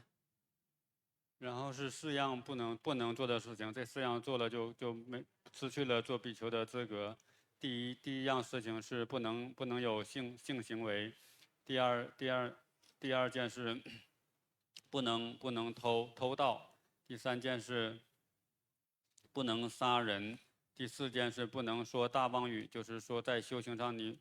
没有正德的那个境界，说自己有这种叫做不能这种妄语不能说，这四样。เราจำไม่ง่ายก็คือศีลสี่ข้อศีลแค่ไม่ฆ่า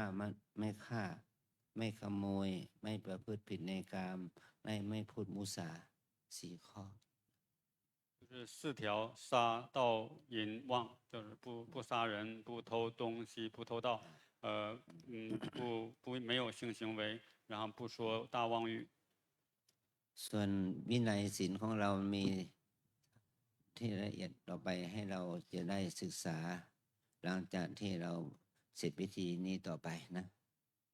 我们就是这个有关戒律，在我们这个仪式结束之后，会继续跟大家讲。วันนี้อาจารย์จะบอกเป็นภาษาบาลีนะขอให้ตั้งใจฟัง下面阿江就为大家讲一些巴利语，大家认真听。อนุญญาสิโฆภะคะวาอุปสัมปะเทตวาจัตตารโรนิสเยจัตตาริจะอาการณิยานิอาจิกิตุงบินดิยาโลปโภชนังนิสายะปัปปชาตัตถะโวญาวาชีวังอุสาโหกรณิโยอาเดเรกลาโภ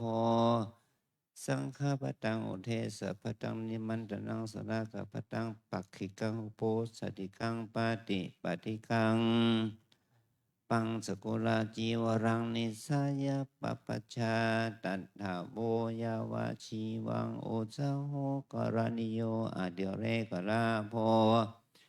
มีโคมังกปาจิกังโกสยังกัมพลังสานังพังคัง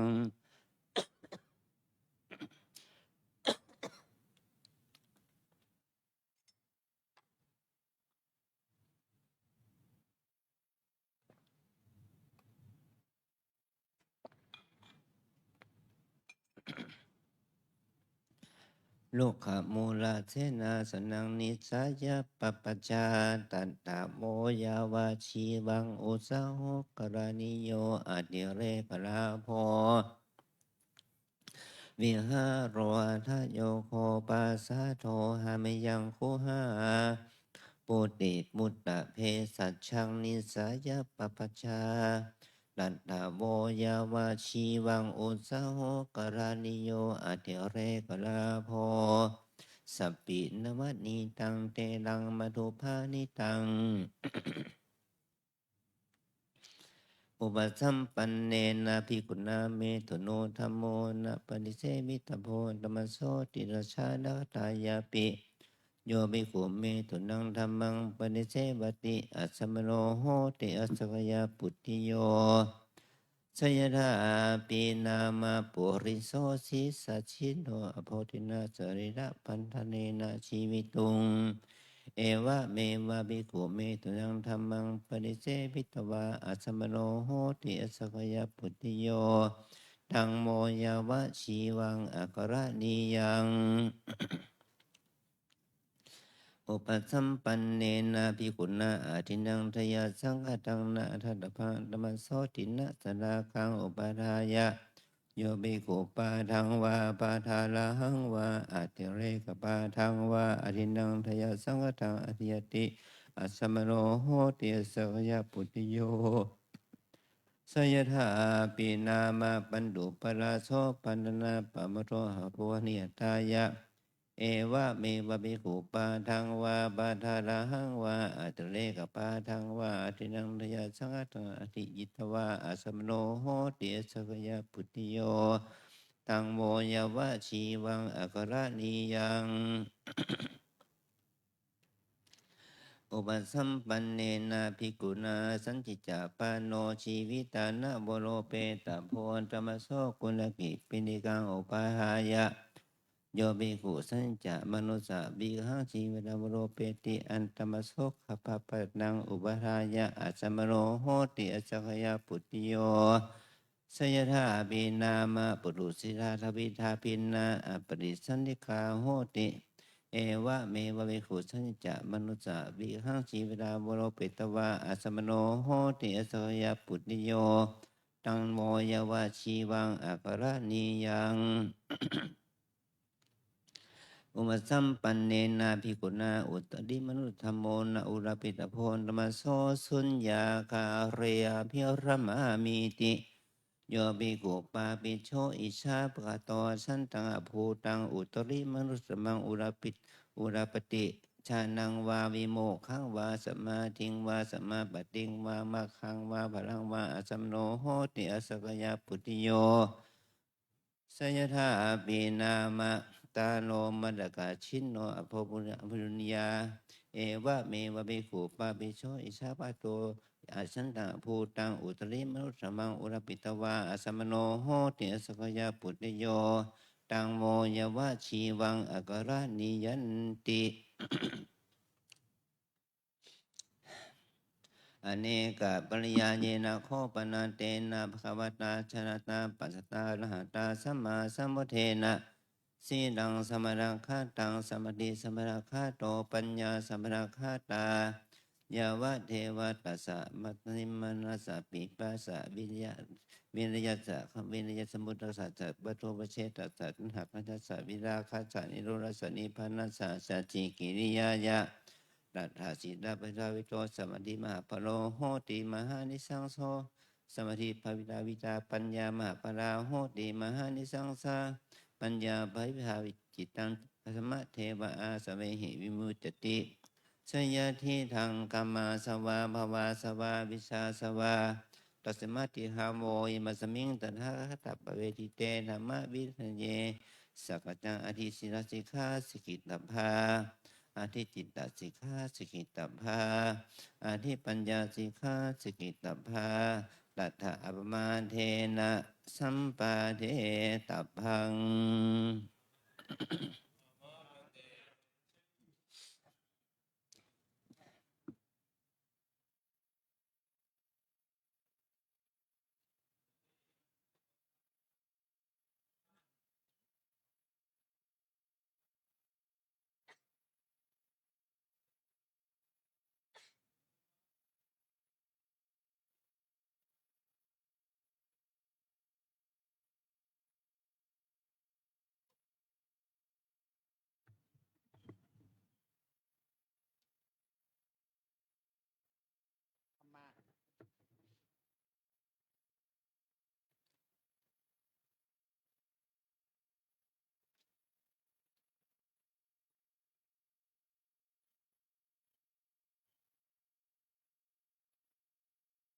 อ้าวเธอผ่านขึ้นกล่าวคำขอเข้ามา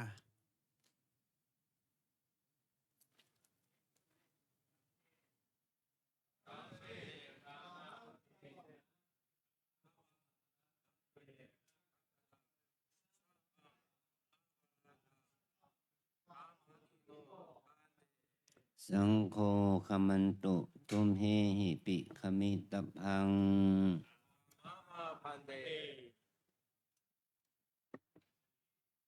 อันเทริวันทาอันเชริวันทาอันเชริวันทาอันเชริวันทาอันเชริ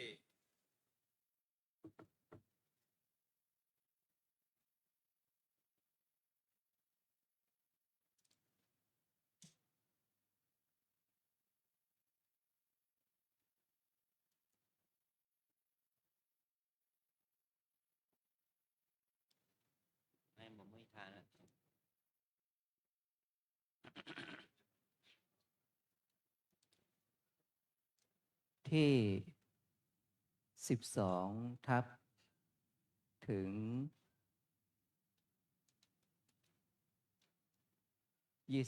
22 ทับ 2569 ฉายาบัตร สัมพุทธัสสะปรินิพพานโตปะรัง เบื้องหน้าแต่พุทธปรินิพพาน พระพุทธศาสนายุคการ